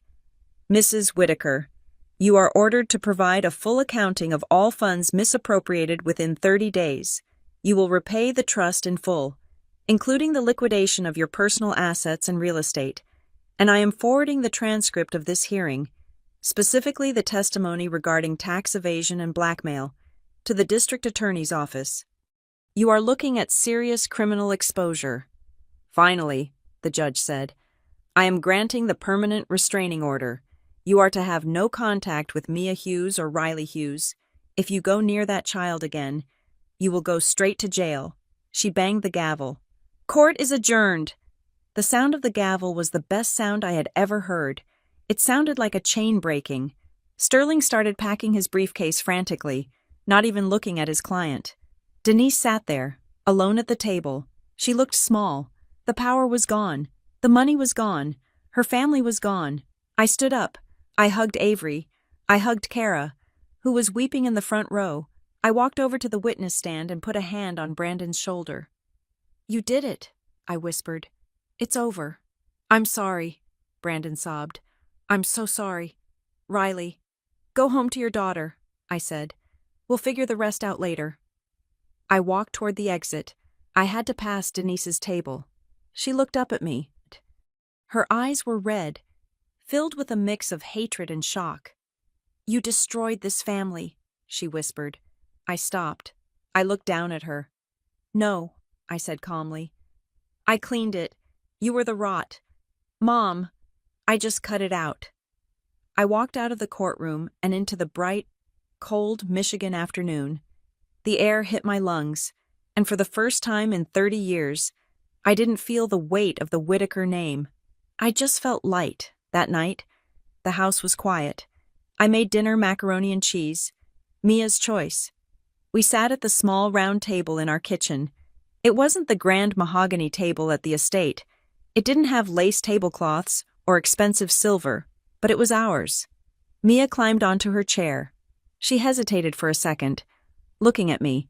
The trauma of New Year's Eve was still there, a shadow in her eyes. "Mom," she asked. "Yeah, baby. Is this my chair?" I walked over to her. I didn't pull the chair out. I pushed it in, gently, until she was tucked safely against the table. "Yes," I said. "This is your chair, and it will always be your chair." I sat down next to her. "The judge said so," I added, smiling. "But more importantly, I say so. There is no real or fake in this house. Mia, there is just us. You are my daughter. You are a Whitaker, and nobody is ever going to move you again." Mia smiled, a real bright smile that reached her eyes. She picked up her fork. "Okay," she said. "Can I have extra cheese?" "You can have all the cheese you want." I said, outside, the snow continued to fall, burying the past. Inside, we were warm. The trust was safe. The factory would be saved. And the seat at the head of the table was finally waiting for someone who knew how to build a family. Not just a fortune. Thank you so much for listening to this story of justice and family redemption. I'd love to know where you are tuning in from. Are you listening while driving, cooking, or relaxing at home? Let me know in the comments below so we can connect. If you enjoyed seeing Riley take down the toxic empire and protect her daughter, please subscribe to the Maya Revenge Stories channel, like this video, and hit that hype button to help this story reach even more people who need to see the truth win. See you in the next story.